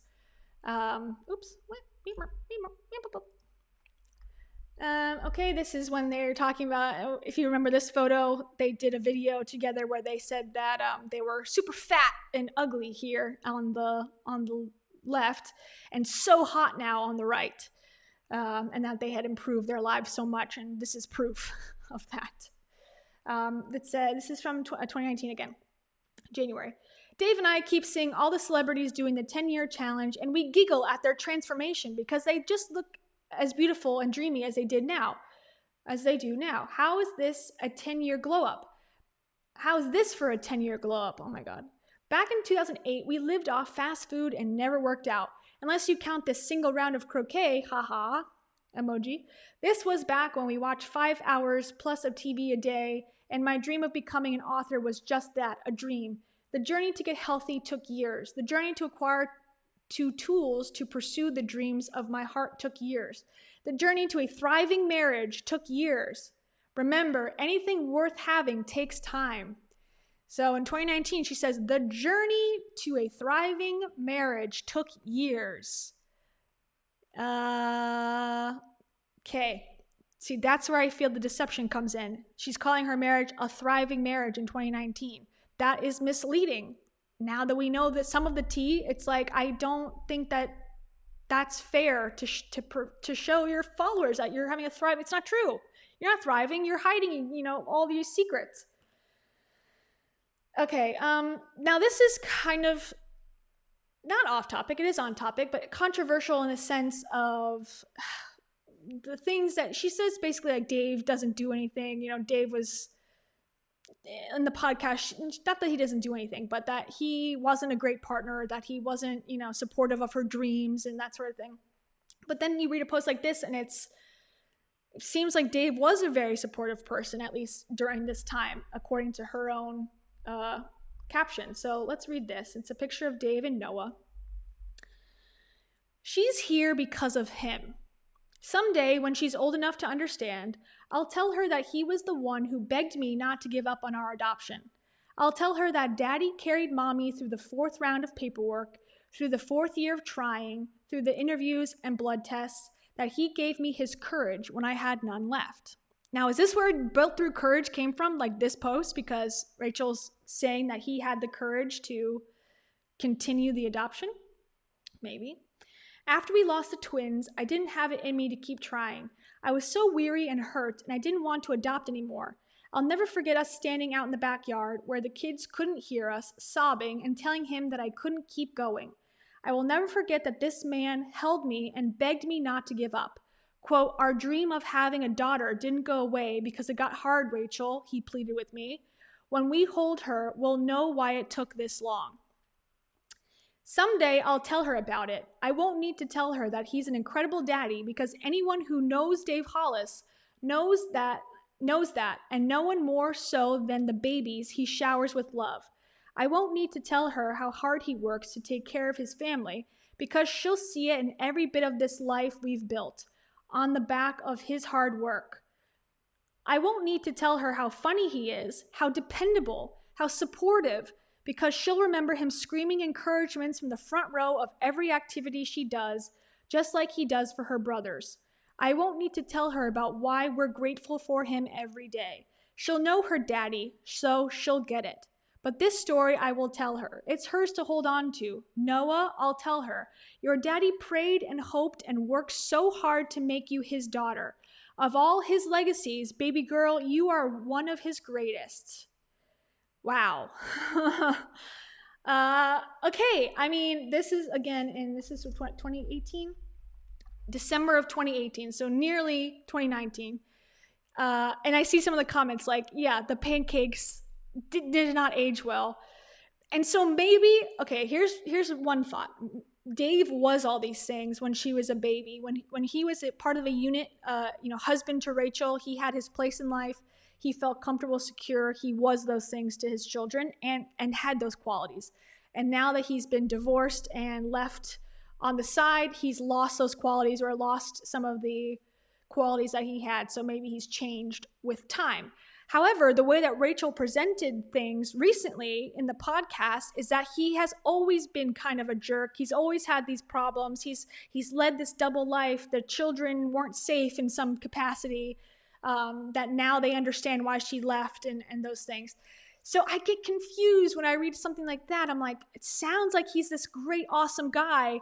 And it almost makes sense of why he crashed so hard when he got divorced. Because maybe she didn't tell him these things. Maybe she was afraid to say, hey, Dave, you're being a jerk, and just divorce him and didn't give any closure. I think Dave is a jerk, and I'm trying to give him the benefit of the doubt here. But think about it if your wife or husband or boyfriend or girlfriend posted something so glowing about you 2 years ago and then just broke up with you and said, I'm done. I never liked you anyways. It's like, wouldn't it be kind of confusing as somebody that's, I mean, I know it's part of the branding and the public eye and stuff, and who knows what's going on behind the scenes, but I think this is why he was so kind of lost, because this was, and it got like 60,000 almost likes. I mean, that could mess you up somewhat, make you feel like you're superior maybe or something, and then to just drop so far down. I don't know. I guess I'm try to see both sides of this equation. But makes Dave look great just in retrospect, not currently. Which one's this one? And this is, I don't have to read the caption of this one, but this is Rachel back in 2018 holding Dave's tattoo. Basically, a ship in harbor is safe, but that's not what ships are built for. And she's holding the mug. So did his caption come from her? We don't know. I forget when he got his tattoo. He might have gotten it before she got the cup. But we'll see. Okay, so this is them talking in 2018. This is her talking about the the Rise Together conference. Okay. Every 6 months, this is them talking about going to personal development conferences, which I think is not a good thing for couples to do personally. But it says, every 6 months, we go to a conference, personal growth, business advice, marriage insight, you name it. We commit to spending a few days in a hotel ballroom or a crowded arena, learning new skills to add to our toolkit. We won't become a better version of yourself on accident. Oh, you won't become a better version of yourself on accident. What can you commit to do within the next 6 months that will help you grow? Choose a date, book something, get a partner to hold you accountable, go all in. I know some people like personal development, but the longer time goes on, it just seems to me to all be a sales pitch, pyramid scheme in the making type of mentality where they always want you to go to these seminars, these in-person events to learn things, but in reality, they're just trying to sell you more coaching packages. They're trying to sell you on buying the next retreat, buying the next thing, and they never give you any real tangible information other than like, show up and do the work. So that, maybe they bought into it. I think Rachel definitely bought into it when she went to Tony Robbins and kind of dragged Dave in with her, as they both have claimed that Dave wasn't into it at first. But I think maybe she, like she said, like, okay, if you don't do this with me, we're done.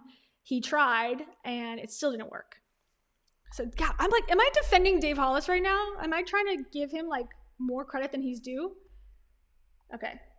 Here's one in 2018. It's a picture of Dave. Sorry, I'm going blind, so I have to like zoom in a little bit. Okay. 2018, so 171 weeks ago. Where were you 171 weeks ago? He's my person. He's the one I tell everything to. He's the one I cry with and laugh with and watch stupid memes with. He's held my hair back when I was sick, held my hands as I walked through anxiety, held my leg while I pushed our sons into the world. He's my best friend, my business partner, and my partner in crime. Could be. This is usually the part of the post where someone writes, well, sure, he's not perfect, or sure, we've had our struggles, but that's not my style. I'm grateful for this man every day, not because he's perfect, but because every day I look for gratitude. I appreciate him every day as a habit. Because seeing the positive or the negative in others is a choice, and I choose it again and again. Okay, this is the juiciest post ever. Okay, this is so telling. Okay. There's a world full of media that will encourage you to see only the flaws in your partner. Don't buy into the hype. There is plenty of real life stuff that can make it hard to reach for joy. Reach for it anyway. Mr. Dave Hollis is the greatest gift in my life because every day I make sure to notice all the ways I'm blessed by his love. You choose your reality. God, this is such a, I like read this, I think on the weekend. I didn't like understand how insane this is. Okay. You choose your reality. You choose to see your relationship as a gift or a burden. You choose to see your marriage as a struggle or a blessing. Every day we look for blessings, which is why every day we find them.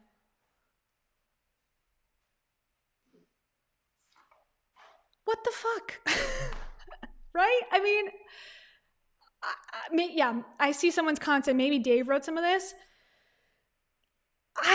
It just seems like she was in denial. Like she's kind of insinuating, like, yeah, there's stuff that I could be mad about, but I'm choosing joy because I'm better than everyone else. Everyone else, people that get divorced, they're not me. I'm better than that. I choose to see my husband as the good person that he is. I'm not the type that sees the person that struggles or whatever, or thinks that I deserve better. No, I'm better in the sense of I choose him, and it's not him that's a good guy necessarily. I'm choosing to see him in a good way. I don't know. It's such a big, like I said, 2018, October to 2020.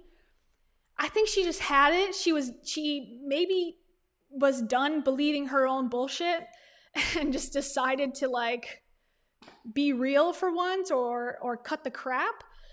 But she never came out and said all that toxic positivity bullshit was bullshit and that it's not working, didn't work for me, it may not work for you.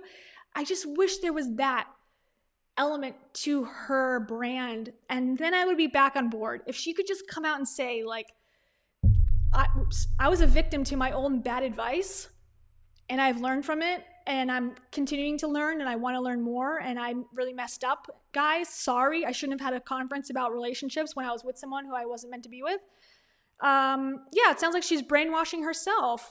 Toxic, like you're taking the positivity pill and it's poisoning you, and you're spewing it out to your followers as like, see, I'm fine, everything's fine. It's like, no, not everything's fine.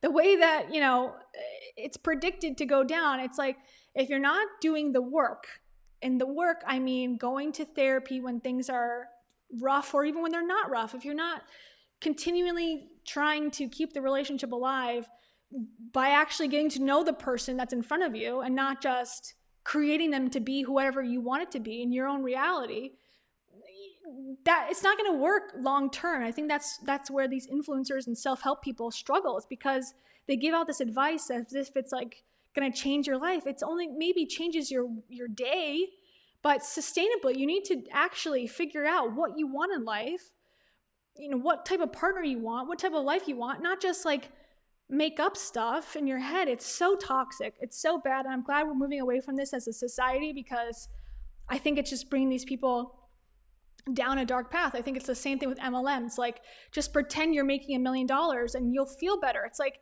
yeah, but I'm also paying $100 for a starter kit and I'm losing all my friends. And why am I feeling so bad about myself? It's like, it makes sense to me. You're losing money and you're being lied to. That's the truth of it. So yeah, I feel like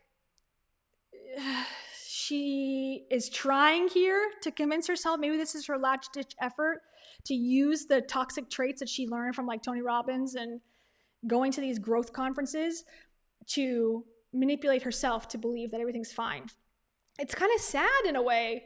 It's sad because I think they both earnestly at one point believed in the garbage that they were shilling, and it leads to divorce and heartbreak. I mean, for any couple, especially a couple that was exceptional, it doesn't matter. It's reality. So that's my rant on that. I'm like sad about it. What is this one? This is 2018. They're talking about navigating change as a couple. Okay, it's kind of boring. What a 2018 post. This is like a 2015 post. Hubby and wifey. They're so silly. Okay, here's I'll read this one. I mean, the body language is strong here. 2018 was much, at least in this posed photo, professionally posed photo, they look happy.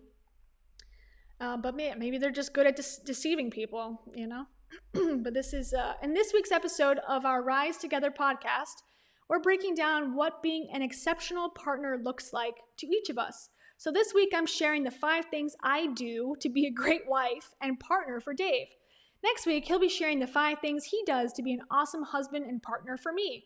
We talk often on the podcast about the idea of having an exceptional relationship, and it feels important to tell you exactly how we reach for that.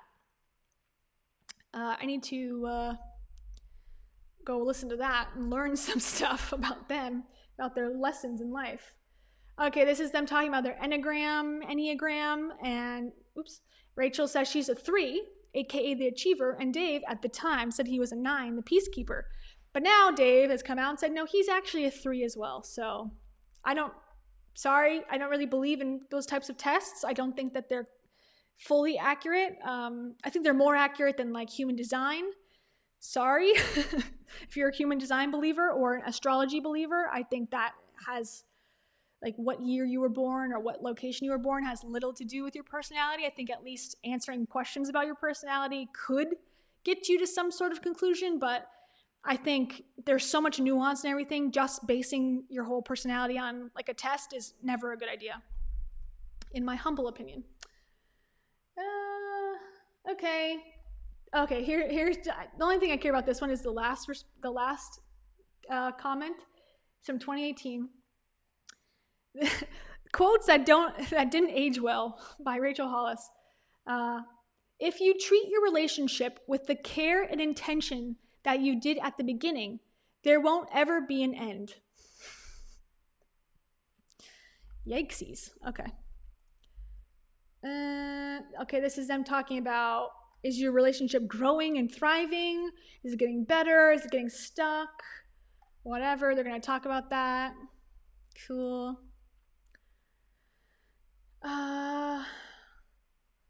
Let's see. Yeah, this one's just talking about 16 years together, not all of them easy, but all of them worth it. Our new relationship podcast went live today, and much like our house at bedtime with 4 kids, it was part hot mess, part make it work, and mostly laughing at the absurdity of us attempting to gracefully navigate any of it. Oh well, babe, we tried. Here's to reaching for an exceptional marriage, even amidst exceptional chaos.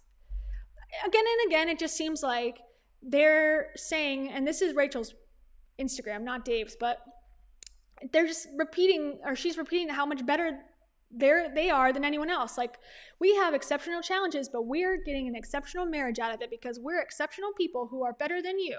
And you should listen to us if you want to learn even a smidge of what we have in our relationship. And then it's, in reality, it's like, kind of like everyone else is. Like, oh, they have struggles and they, fight and they get divorced. Okay.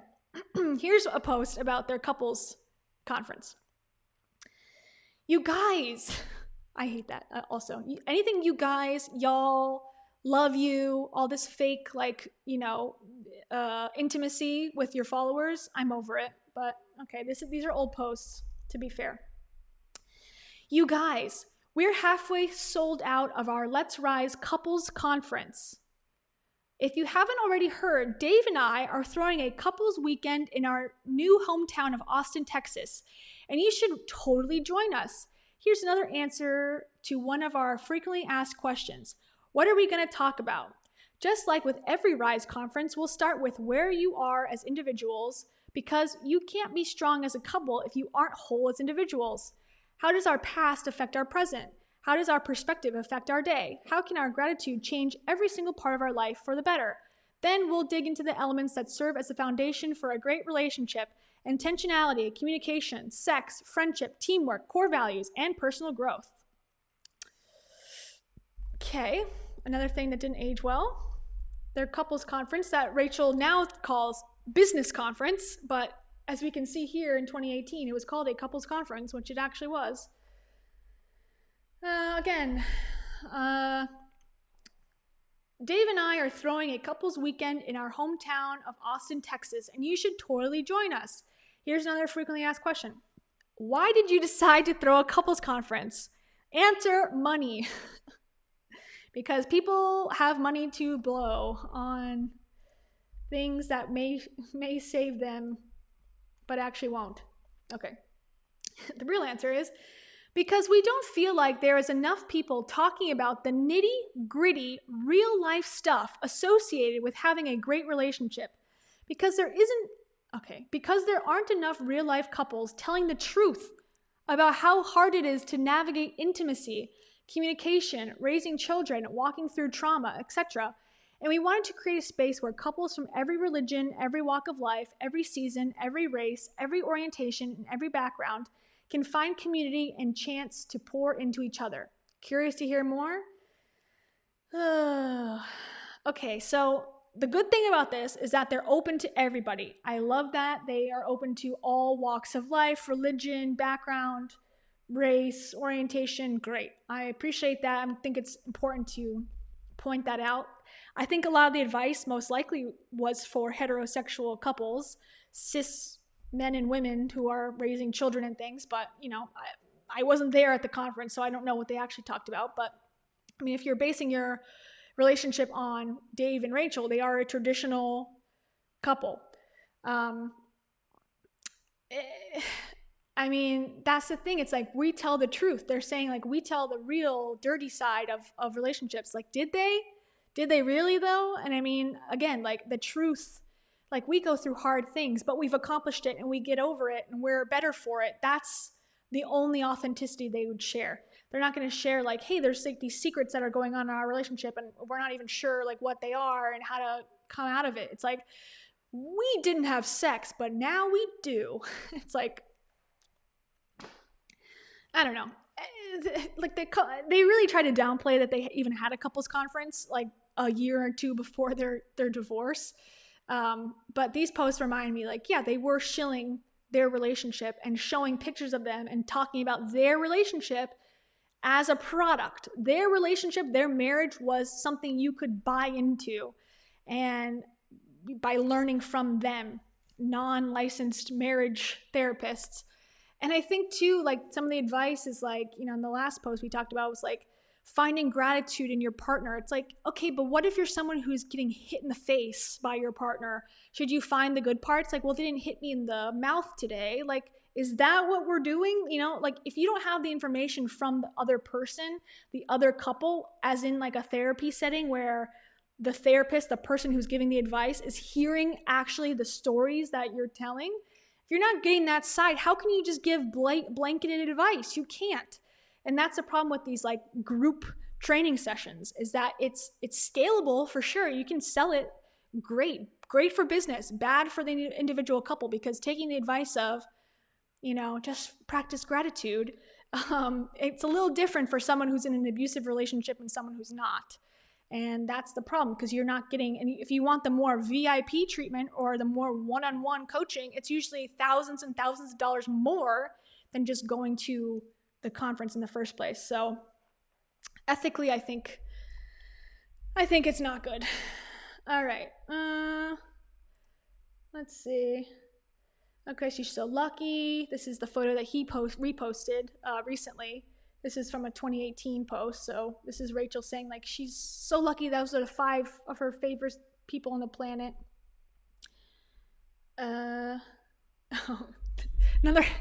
Another post that didn't age well. This is from 2018, where we've been officially working together for 32 hours. Happy to report that we're still married. Not 2 years later though. This is their first day of working together. Oops. Back in 2018. God, they went fast. 2 years. Working together and married, I have not seen it work very often. It's very difficult, I would imagine. Okay, that's them talking about how in love they are. Love each other so much. Okay, she's talking about the royal wedding and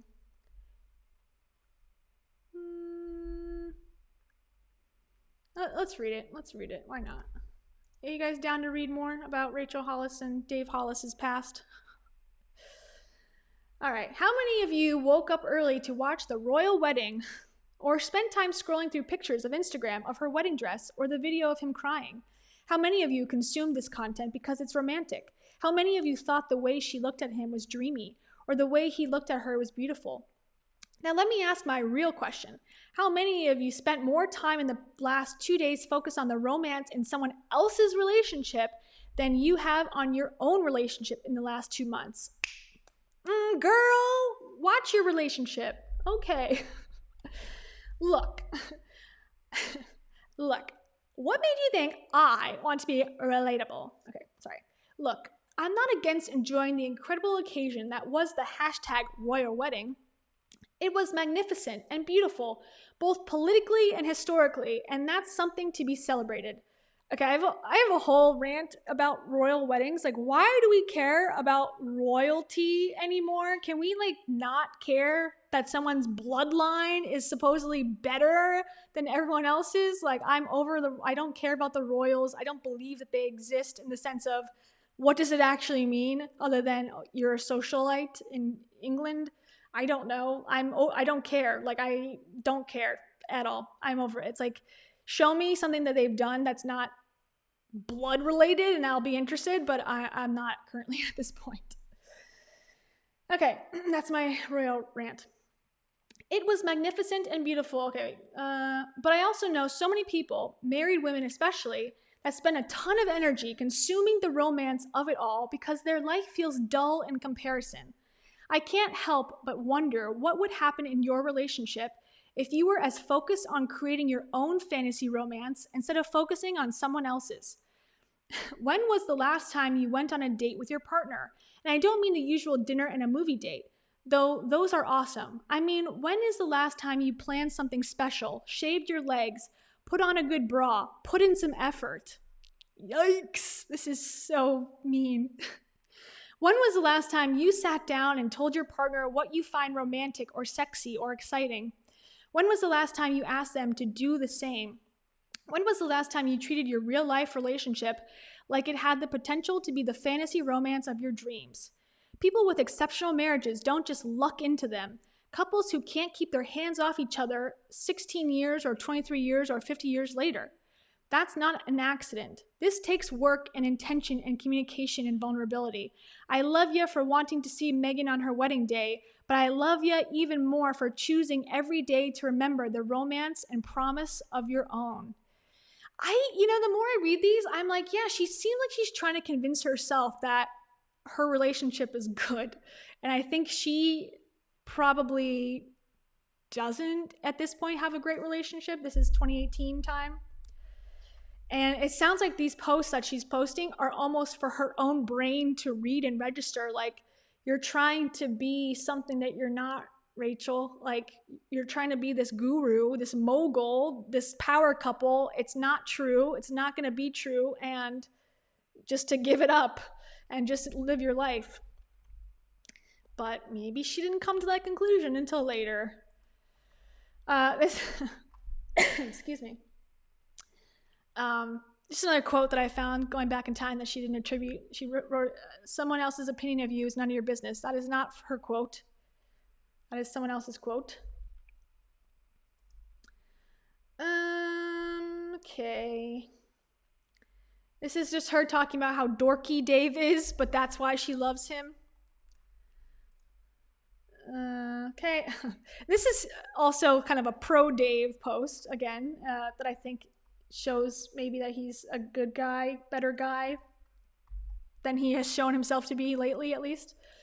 Ladies, find you someone who will sit through Barry Manilow, Dolly Parton, Neil Diamond, Brad Paisley, and Lady Gaga, even though he doesn't know any of their songs, because he knows concerts make your heart happy. So excited to see Lady Gaga tonight. I might internally combust. You're the cat's pajamas, Mr. Dave Hollis. He looks pained.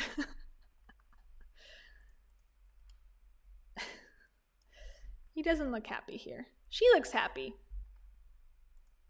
He looks frustrated. Oh man. Okay. Okay. Oh yeah. Here's some more braggadocious content from Rachel. We went to Austin. We ate all the things. Can we cut that out too, please? Can we please? All the things. Can we get more specific in 2022, please? All the things. Come on. No more. I'm done with it. We ate all the things. We drank all the things too. We went on long runs. We had life-giving meals with friends. We dreamed big dreams and had long talks about what 2018 looks like for our marriage and our family. This is what being intentional in your relationship looks like. This is how we strive for an exceptional marriage. Not good, not great, exceptional. Sharing some of our best advice for intentional time alone together in today's email. Hashtag couples goals. Couple goals, everybody.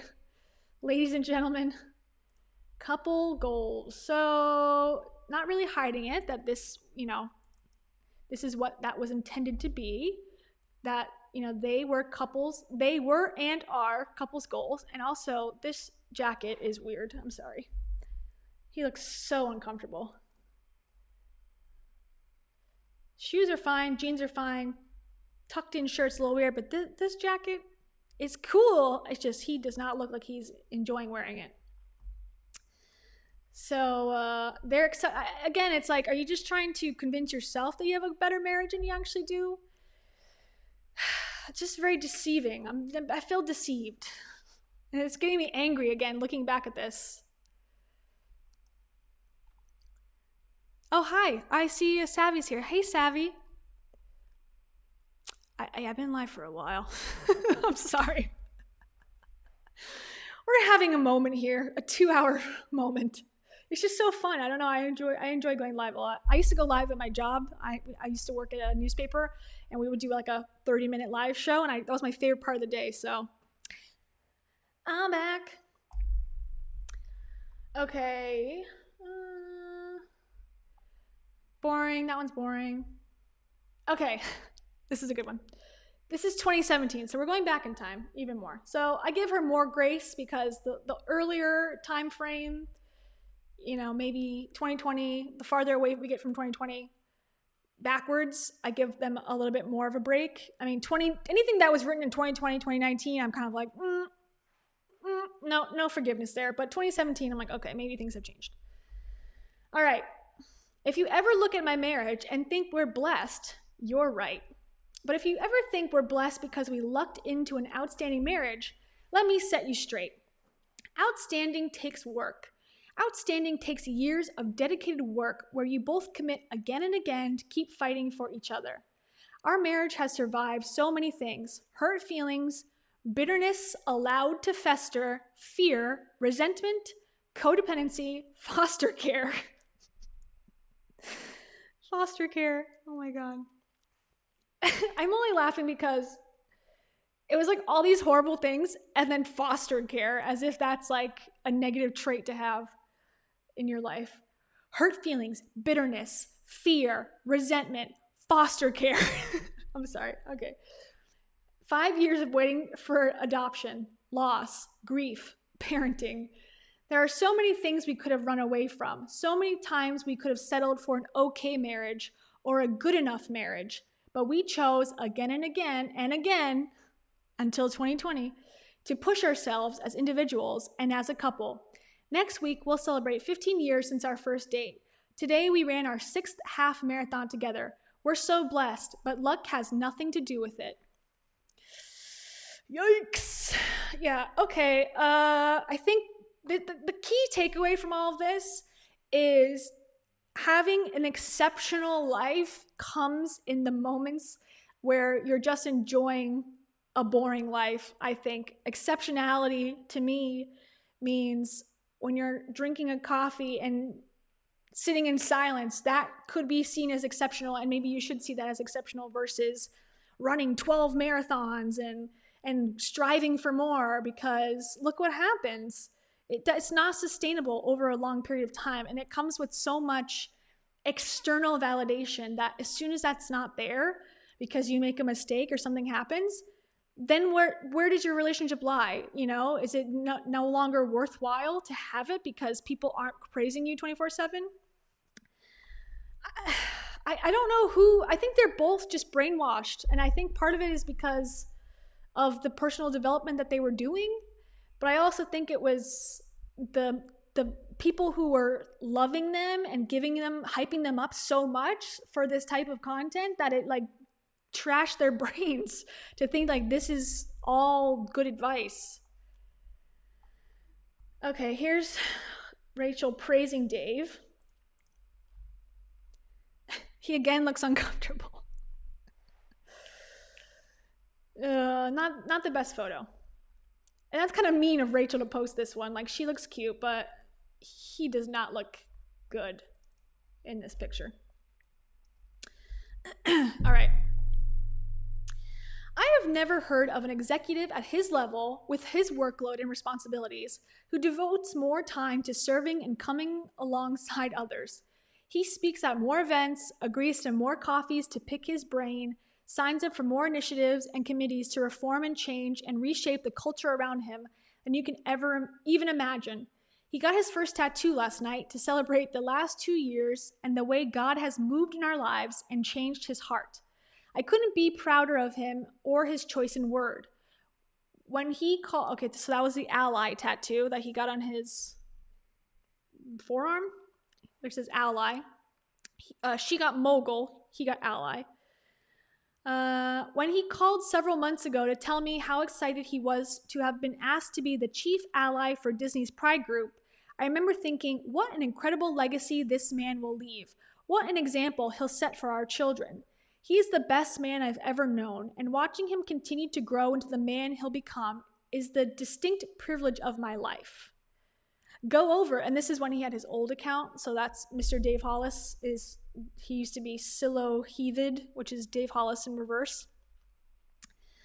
That didn't age well either, the ally stuff. I think when he was at Disney, in comparison to doing nothing, him caring a little bit probably was, kind of a good, well, it was a good thing, but maybe it was more, his allyship in that environment was more recognizable than really we've seen it since he's left Disney. I don't really know an example of allyship that he's provided since, other than like wearing a Pride shirt once. But maybe he's doing it behind the scenes.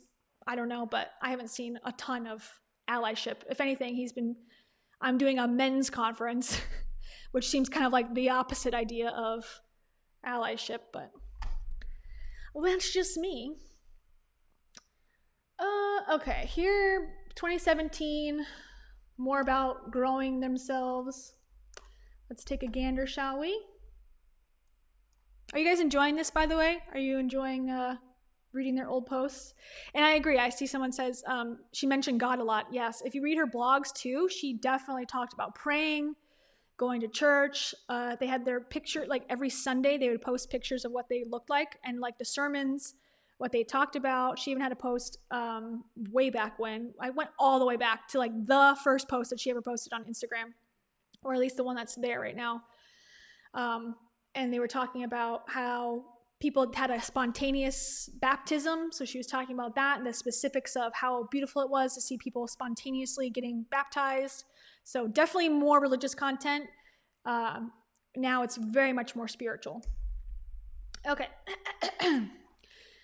If I'm being honest, I spend a lot of my time focusing on how I can grow personally, but I don't necessarily think to ask my husband to participate because on some level, I worry he's going to think it's silly.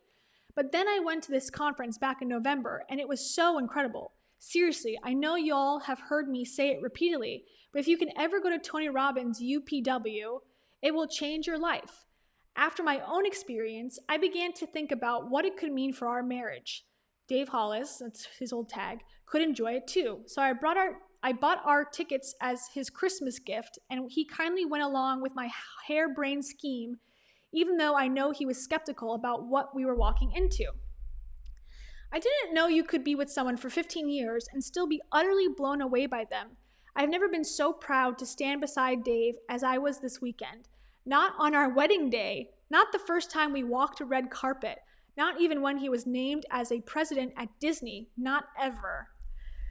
Oh, it's kind of sad. It's kind of sad. It takes an incredible person to be open to something that's totally outside of their comfort zone. It takes a strong man to do the hard emotional work and have honest conversations about who they are. It takes a kind and loving husband to be willing to challenge their wife and hold her accountable as you walk through the experience together. What a gift this weekend was for us. What a life-changing, life-giving experience this was for our marriage. I am humbled by you, Dave, and so freaking grateful to be married to such an incredible man. Here's to the continued belief that life, marriage, parenting, faith, anything will only return at that level you are willing to invest in it. Is this just like is this just a story of a couple who got brainwashed by Tony Robbins? Is that what this story really is? A public couple who got scammed by Tony Robbins? That Tony Robbins, who also has no psychology degree, no place to give the type of advice that he gives, and they took it, believed it, because that's the way that the seminars are set up, is to brainwash you, essentially. With very convincing music, with the atmosphere that they have developed over years and years and years. I think the only psychology that they're using in reality in a Tony Robbins conference is to get you to buy another one. Marketing tactics and such. And these people, this couple who actually did love each other at one point, was just soured by this type of bad personal development. And if I can get personal for a second, as someone who doesn't have the trauma that Rachel has, but has trauma in my past, obviously, I've talked about that a few times, not the specifics, but, fairly severe trauma in my childhood, I was also drawn to Tony Robbins.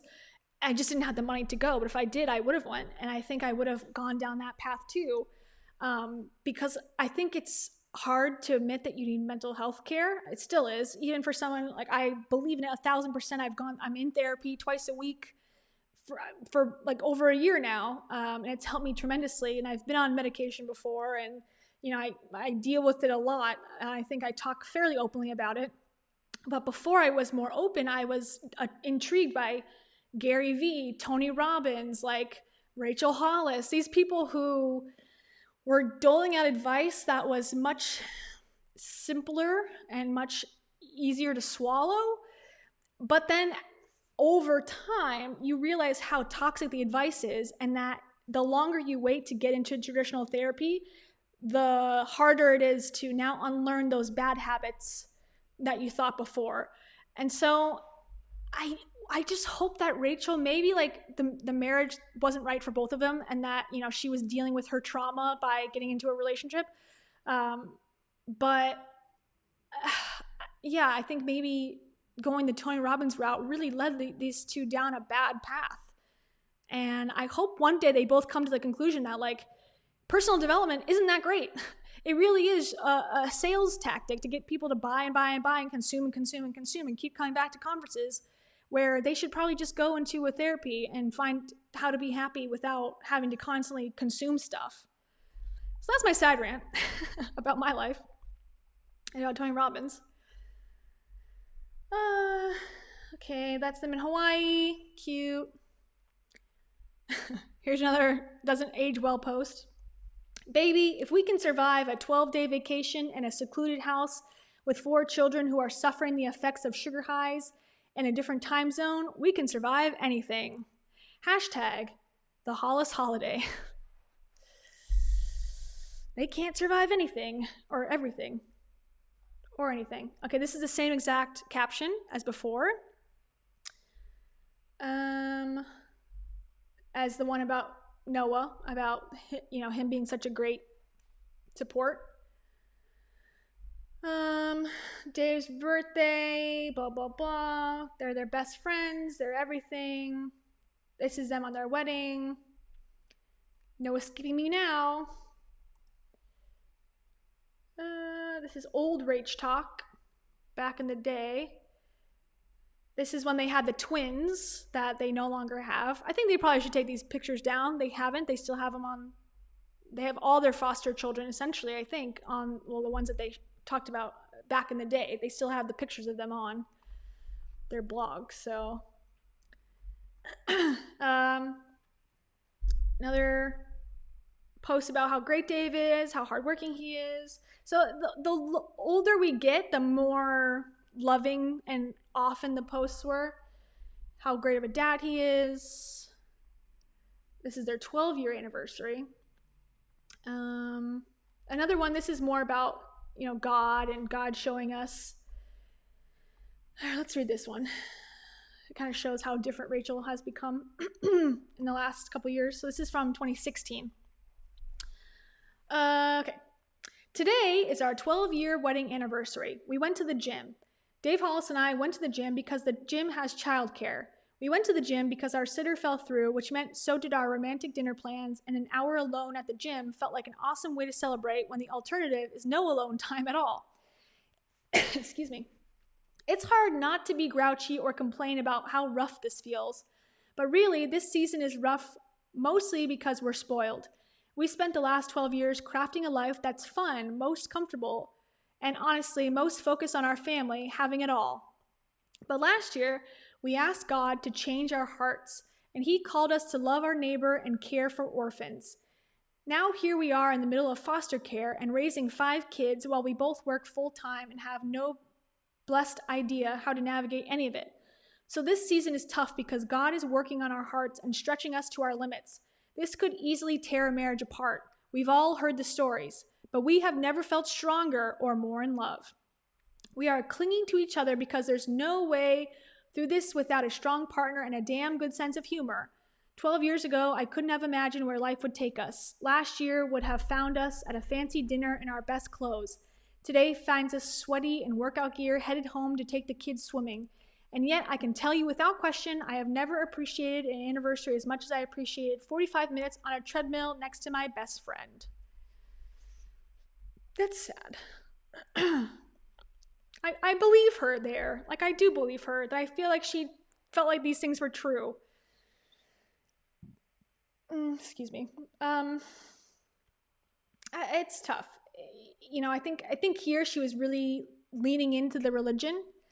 Obviously, she said, God put adoption on our hearts. That's something that you often hear in Christian circles, that, instead of you coming up with the idea of, we should adopt somebody, that sounds like a good idea, that God put it on your heart instead. I have my thoughts on religion. I'm not religious at all in any capacity. I never have been. I was raised Catholic, but stopped going when I was a kid. So, I'm not the best one to ask about that type of stuff with religion. I think sometimes it does more harm than good. And again, it keeps you in things that maybe are past its time, but because you have pressures from the religion that, you stay in it. And that's what Rachel also alluded to in her podcast about, Dave. She said that her view of marriage was that you get married, you stay married, divorce is a sin. Even though her parents got divorced, she still felt like that it was a sin to her and that was part of the reason why she didn't want to get divorced. But how much of that's true now versus then, I don't know. This about Dave, how Dave is the perfect man for her. Oh yeah. This one makes Dave look like a jerk. She was having her Bell's palsy where her face would get like, not swollen, but it would like shut, I guess. And she had to wear like an eye patch for a while. And she thought he was giving her a hug and he was actually taking a selfie of her. And she thought it was, not the best idea. But then also thinks like, that's just quirky Dave. Okay, we're nearing the end. Okay, here's her kind of opening up about being mad at Dave one time. This is from 2015. Excuse me. When we had been married for a couple of years and were sleep deprived from our first 6-week-old baby, I once broke down sobbing and yelled at him. On my wedding day, I never thought I'd hate you as much as I hate you right now. We laugh about the dramatics now, and 13 years together mean there is plenty to laugh about. Marriage isn't easy, guys. Marriage has ups and downs and ebbs and flows, and you have to wake up every day and choose to fall in love again and again. This was our 4th marathon, 13 miles on top of the hundreds we've run together over the years. I'm so grateful for this marriage. I am so blessed by his friendship and thankful for a running buddy who reaches over at every mile marker to pat my booty and tell me I'm doing great.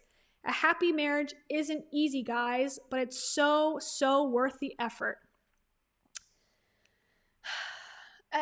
Again, it's like the onus is on us. I think Savvy said that that was one of Dave's quotes from Built Through Courage, that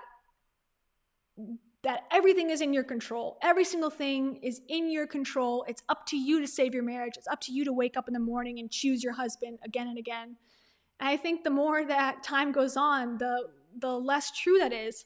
And everything in life, we don't have complete control. People change, people grow, people outgrow.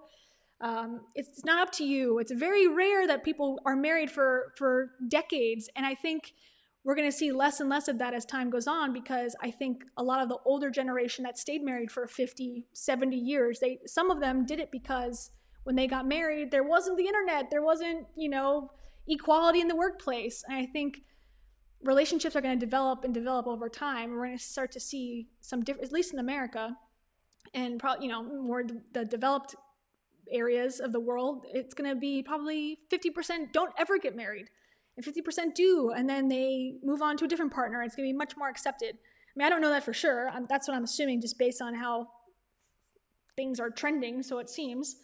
A lot of people got married before for the stability, and now we have a lot more options as women and as people who don't need to find a partner to survive. So waking up and deciding to stay married, I don't know if it should be that hard, or you should pressure yourself to do that. If it's not working, just, leave, I guess. I don't know. I don't have the marriage advice. I'm not married, so what marriage advice can I give? But I think we're going to start to see that more and more, that more people are going to be not deciding every day to stay committed when things aren't going well. Let's go. See, this is proof that I went all the way to the end of Rachel Hollis's Instagram. And the first one, not ironically, but the first picture that she has is Dave with her 2 sons at the time. And if you guys didn't know, hold on, this is what I found out. That's Rachel Hollis's sister. Don't they look like twins? I didn't know she had a sister. I had no idea. I'm shocked. All right. Let's see. Okay.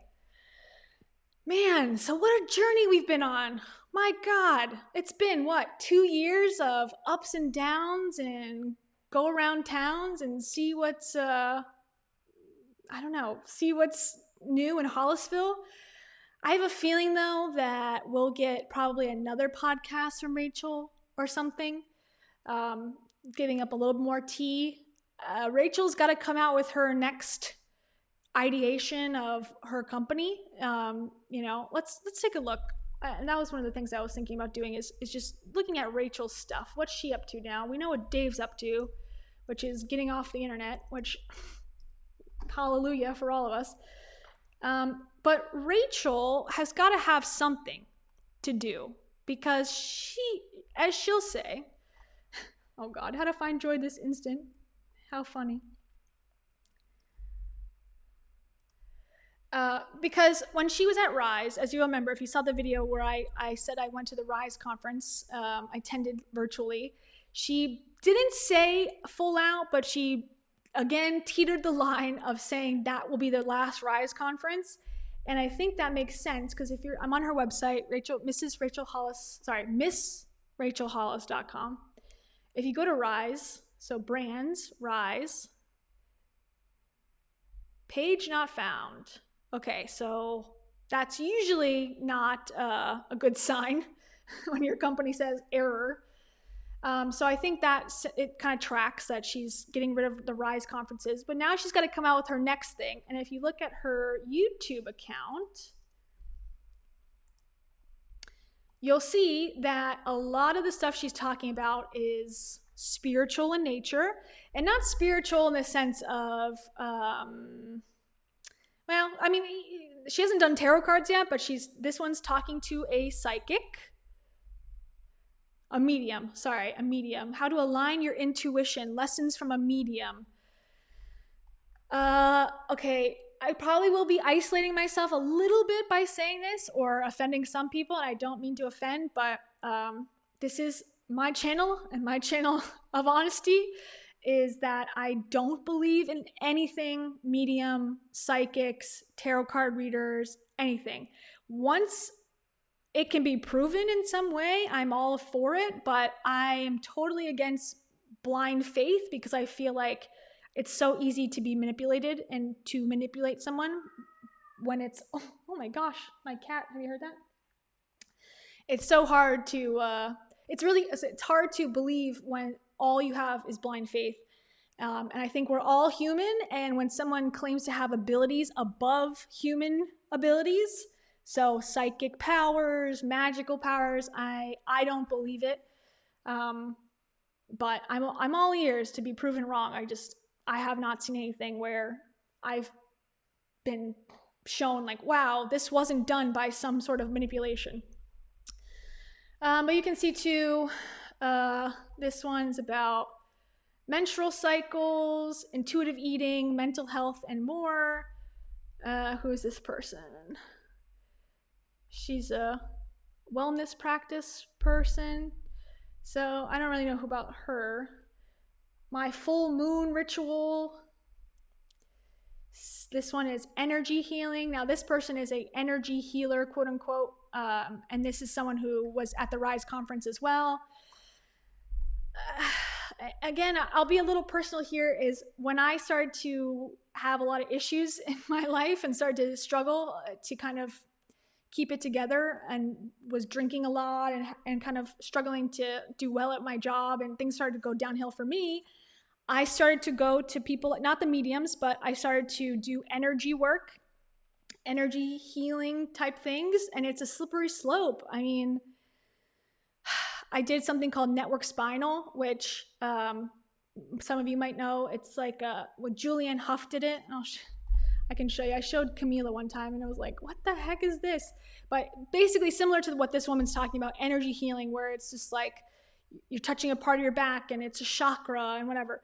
But I was not dealing with my mental health issues. I was handling it this way, and it got worse and worse and worse, and basically was untreated for a year, and it got bad. And until I went to traditional therapy, it was getting worse. And this stuff makes you feel good, but it's not a replacement for mental health care. And I think that's the slippery slope that people can go down and get in trouble doing.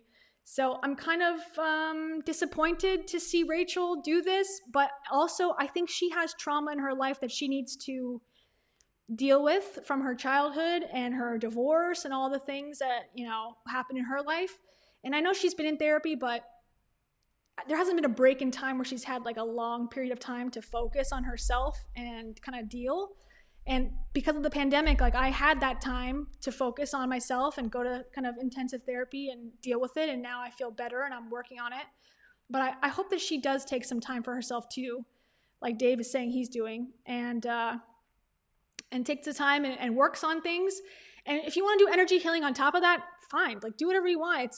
Usually it's expensive, these types of services. And the only reason I got to do them is because I would trade video services for the companies that I was doing this stuff for. But again, it's a slippery slope. Like you start to do one therapy, energy therapy, and then all of a sudden now you're like going to retreats and they want you to do peyote and stuff. I don't know. It's just like, or someone's saying like, oh yeah, like I'll help you talk about your issues. And then all of a sudden it's like, oh, we were in a past life together. It's like,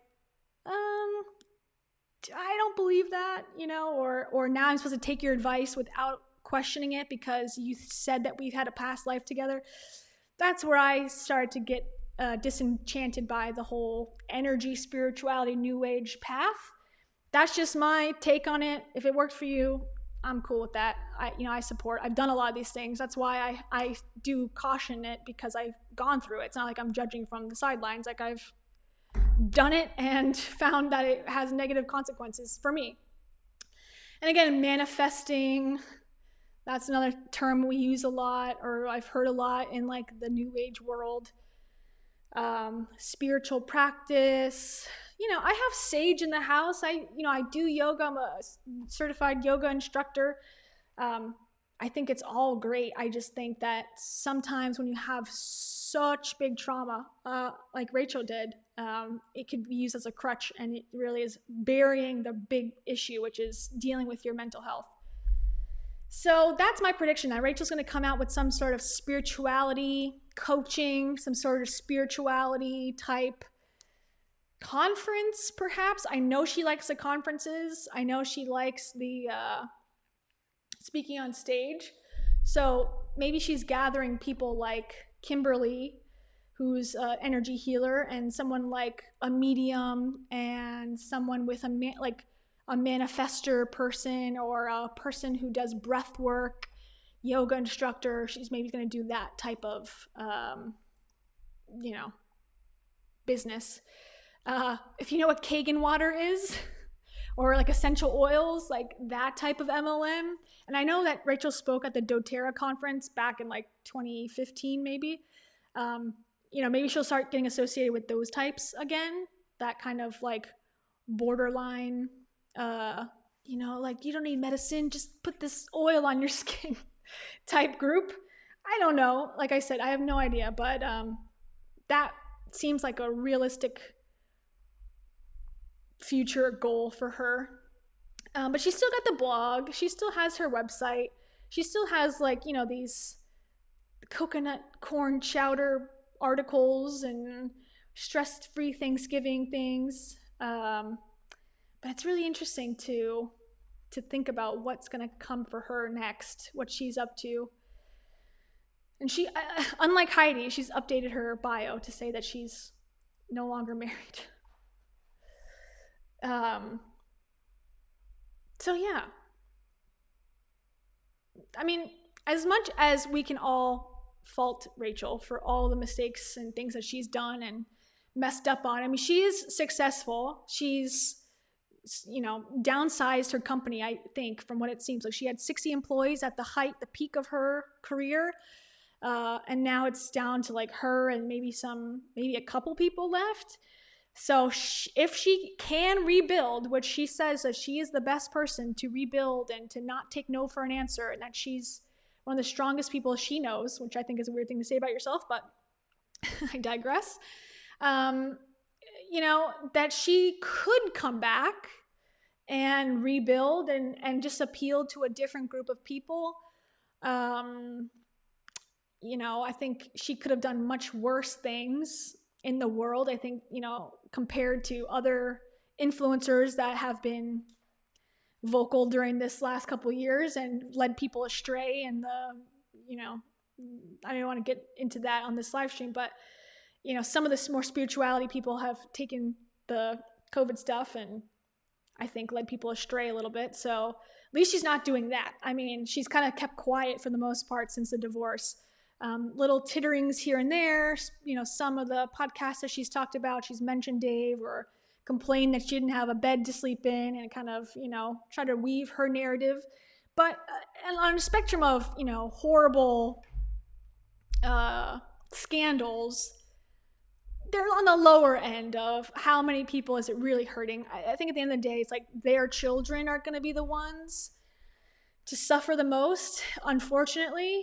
They have 4 children between Dave and Rachel. They have 4 children, so 4 more between Heidi and her, and I consider her a part of this saga because, they've showed that they're having holidays together and different events where the 8 children are forced kind of together to, I guess, deal with each other and live in bunk beds and all that stuff. So, they're the ones who are going to have to struggle through all this and deal with it as time goes on, because their memories are going to be implanted and imprinted online. And, how does going to high school and going to college and becoming an adult when your whole childhood's been documented for you, how does that feel? We don't know, because we're still in the beginning stages of this influencer world.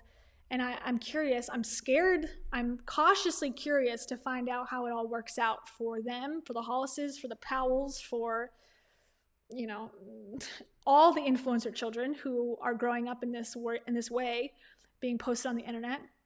Another thing I'll give Rachel a lot of credit for is that she doesn't post her kids no comparison to the amount that Dave posts of his kids. And Dave doesn't post nearly as much as Heidi posts the kids. So I think the biggest, the most egregious person who posts their kids is Heidi. Oh, she's got a story. Speaking of breaking news, everybody, Heidi Powell has a new post. Let's see. Oh, wait, no. Hold on. I think if I do that, I should sign me in. Okay. All right. Okay, her and her mom, coffee date. Very excited. Very exciting, guys. Does Dave have anything? I would be shocked. What if Dave just comes back and pretends like it never happened? Just like, hey guys, what is up, patio peace? He just deletes his post and comes back. That would be crazy. So I guess the lingering questions are, are they broken up? Is Heidi and Dave no longer a thing? What happens with their Get Fit thing? Is that happening anymore? Because they're in the middle of a 60-day challenge, which people paid like $250 for. So let's see. I guess that's still going on, right? Like, I'm assuming. Heidi and Dave's, like, Dave is in the freaking logo and the video for $200. That's going on in real time, as they say. So is he still a part of that? I don't know. These valuations are nuts, by the way. Also, like, okay, so one of the grand prizes for the group they just started, like a couple weeks ago, is to go fly and hang out with Dave and Heidi. Like, so is that still happening? Like, can't you be sued or something because it's like a grand prize winner? So if you're promised a $6,000 value, like, now that they have to come up with the money if he's not going to be there, or if they can't document it on social media, like, there's a lot of things to consider. I think, they've intertwined their lives so much that if they break up, how does he undo himself from this? I mean, this is a pretty put together page. They spent some time and they have some strategy behind, marketing. And also, speaking of this challenge, Heidi recently came out with a event coming in April that we can talk about quickly. I think maybe it's still on here. Oh, she deleted some stuff. Okay, her from earlier in the night before she posted her kind of cryptic post. Where is it? How do I find it? So maybe we'll have to go to the Reddit. Hold on. Stand by, everybody. Let me go to Reddit. Oops. Shoot. No. Let me switch. Okay, let me switch out. Hold on. Great. Glad that popped up. Okay.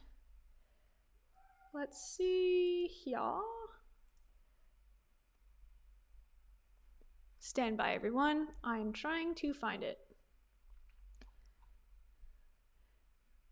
So Heidi basically came up with a new event, but it also advertises Dave as part of it. So let me find it.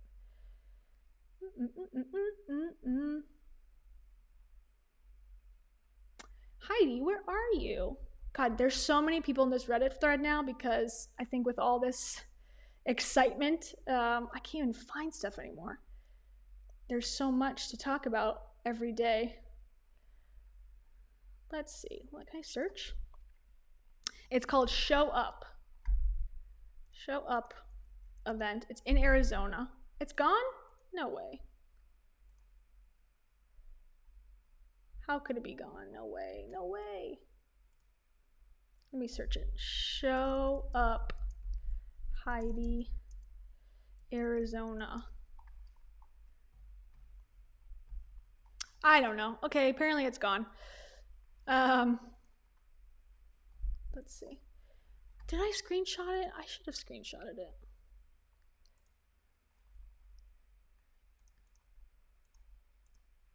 I remember, okay, hold on. What's her website? Let's see. Let's do some sleuthing together, live in real time, as they say. Okay, HeidiPowell.net. Right. That's her website. Blog. No, okay. My favorites. Programs, no. Home, meet Heidi, book Heidi. Search, show up. Eh?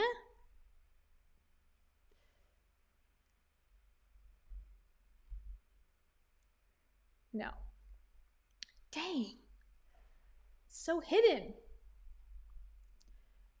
Facebook? Okay, so basically the event was like $4,000. And it was only people who were in this like fitness challenge were allowed to participate, allegedly, but they were going to open it up to a couple people. But now I guess it's done.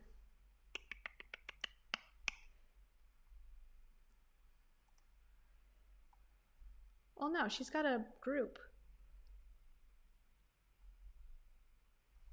Let's see. Show up Heidi Powell. Now you get to see how I search things. Let's see. Let's past week. Nope. Man, okay, I guess it's gone. If anyone can find it and put a link in, I'll take it. Let me see it on my phone for a second. Let me see if I screenshotted the username or like the URL to see if it actually is in fact gone.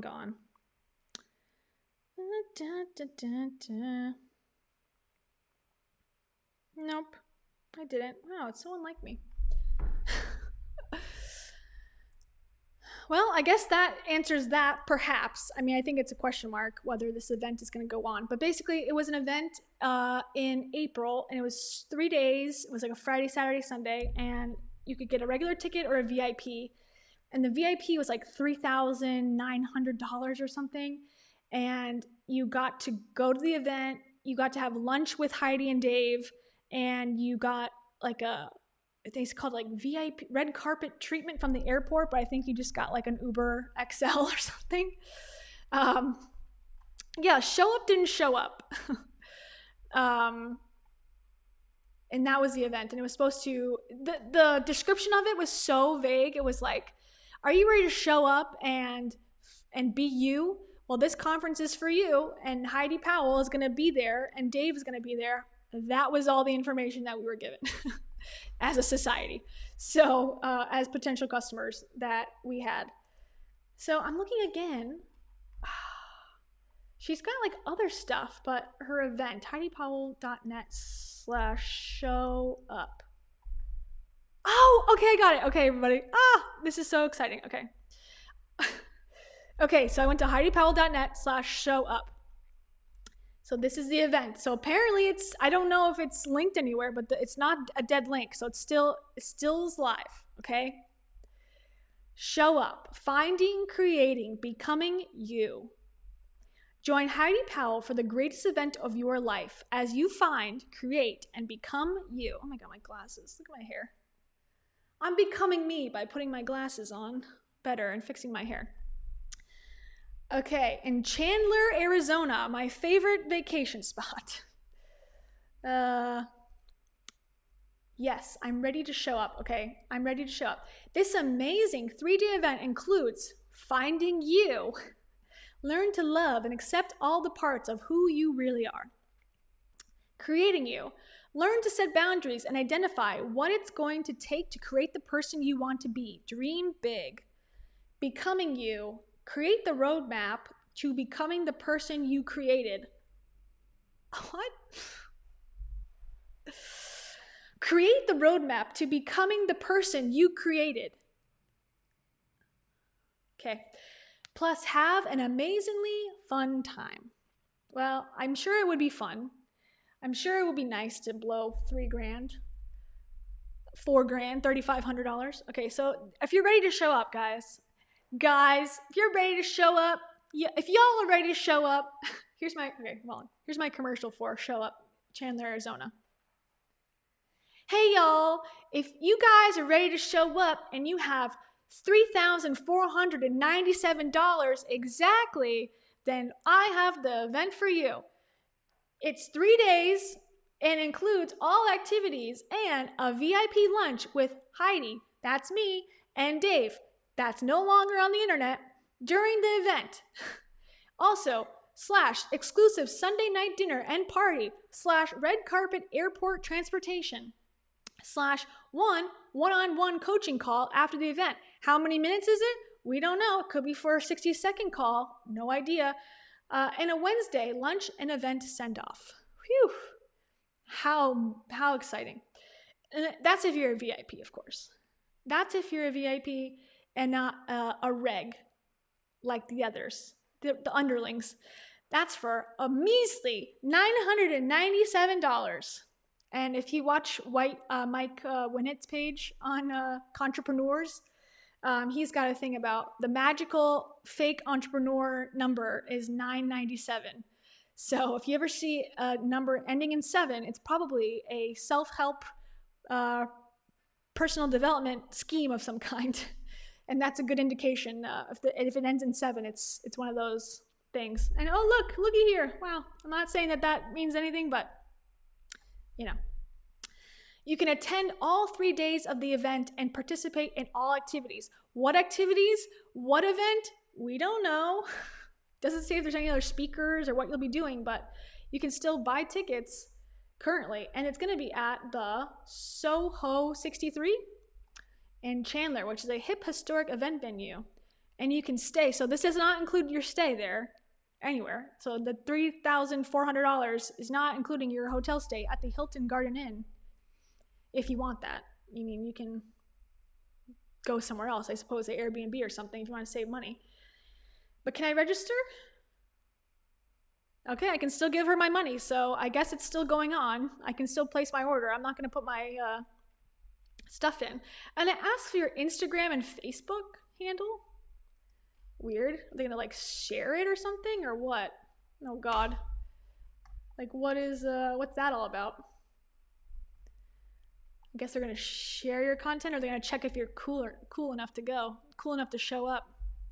But yeah, so that event is still on, apparently, and it's only open. She said something like it's only open for the people who are inside of the group that does the fitness challenge, Dave and Heidi's fitness challenge.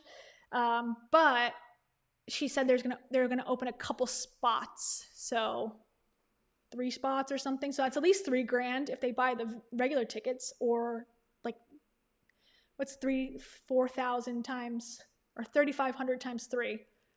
9,000. So it was like $12,000 for that, for 3, if 3 people do VIP.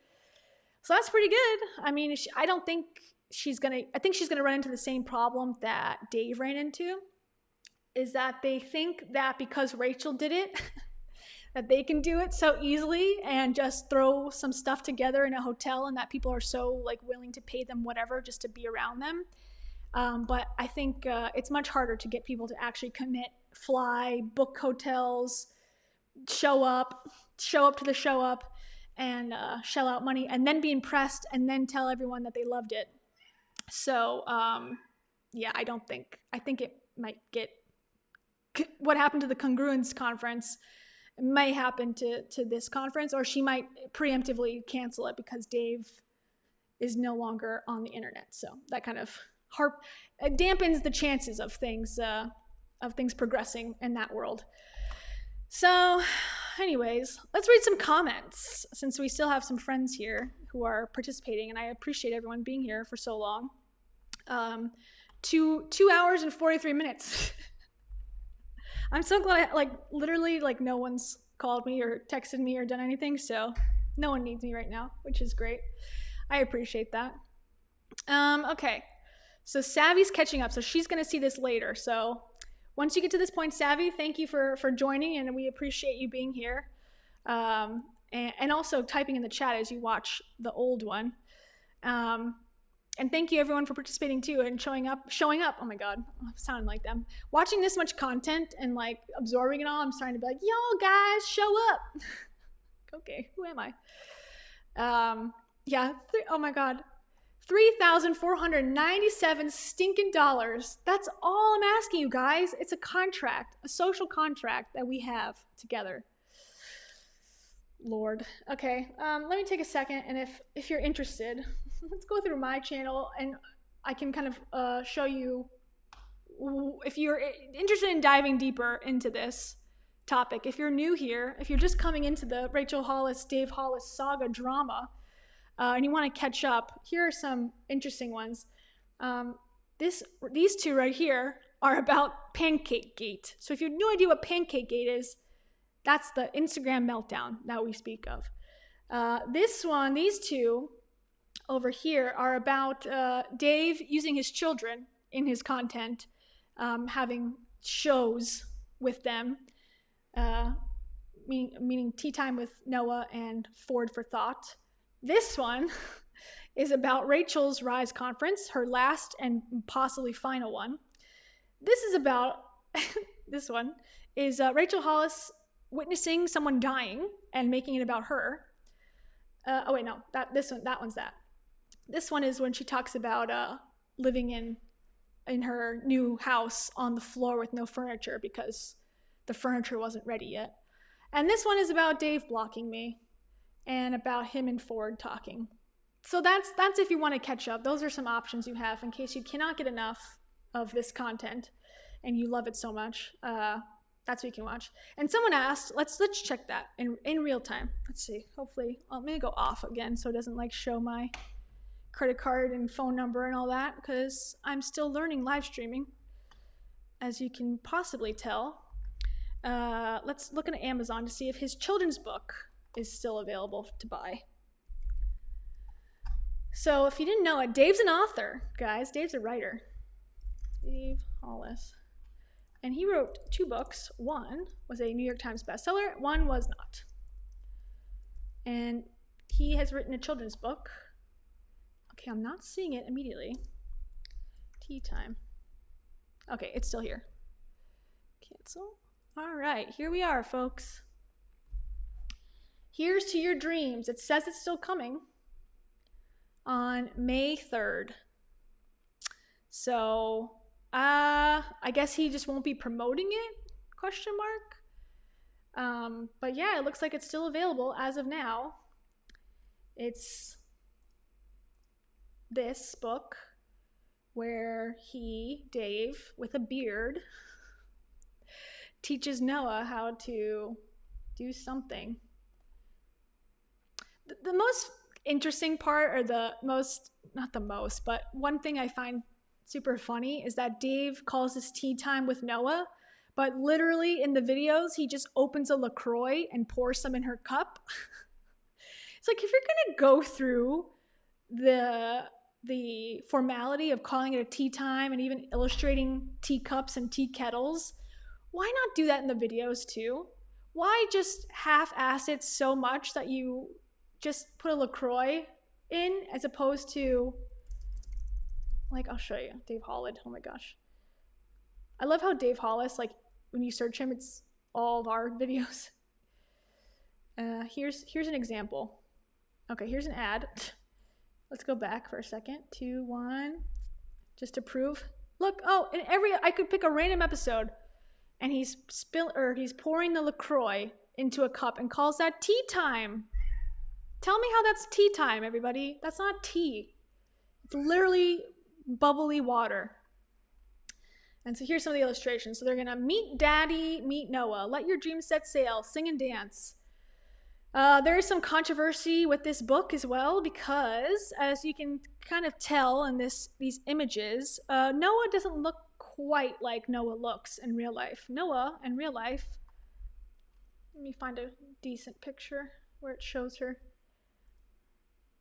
Noah's here. Noah is half black, as far as I know, and her illustration makes it look like she's fully white. I don't know if they address that Noah is not biologically Dave's, or they just wanted it to seem like she was, possibly, or that dad and daughter look more similar. But there's been some, not complaints, but people are questioning why her skin tone is matching that of Dave's. And her hair is curly, she's so cute. I love her. But I don't love her as like a real person, but I love how cute she is. And it's a little bit different. She's got the brightest blue eyes. Like, she kind of does have blue eyes, I guess, but I mean, it makes it hard to tell that she's of a mixed race as part of this illustration. So it's already controversial. Then Pancake Gate came, where he was not letting her eat pancakes for 2 hours and not cooking her breakfast and telling her to get a life and such. So 2 controversies. Can this book withstand that? Now Dave is not even going to be promoting it online, allegedly.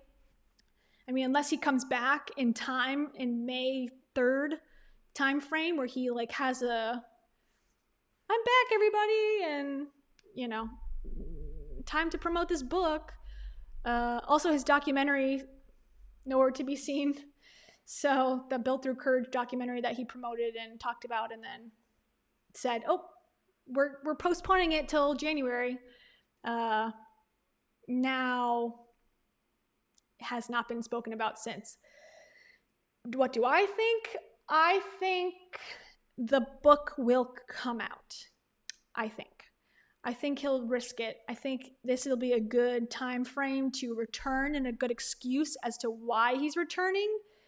As opposed to, I'm coming back because I want attention. He's going to come back to say, well, I have to sell this book because it's important to my daughter. Maybe he'll come back with a rebrand of like, I've done the work. I'm a better dad than ever now, and I'm going to show you how to become a better dad and how to do the work. And also, here's my book that you can buy. Yeah. So I'll if it comes out, I guess I would buy it for snarking review purposes, but I mean, I don't have children, so why would I buy this book for myself? But I don't know, like, who's Dave Hollis? Like, why would you buy this book for your kid unless you just had like a subscription to like kids books or something, or you just happen to see it and go at the book fair and go, yeah, just whatever, buy it. But like, who? I don't know. It's cool. I like the illustrations, definitely. But I mean, that's like any children's book is going to have illustrations, I would imagine. So I don't know who's going to buy that for $18.99 stinking dollars, stinking American dollars. I'm still waiting to find out who got those socks. I don't think anybody. Who got those signed American socks? If you know the answer, let me know. Yeah. My prediction, the conclusion of this is that I think Dave is going to come back. I think he's going to come back sooner than we probably expect him to. I think he's going to come back, and his rebrand is going to be, I did the work again. I did the hard work twice, and now I'm better than ever. That's the most likely scenario, in my opinion, because I think all of his finances are tied into how successful he is online currently.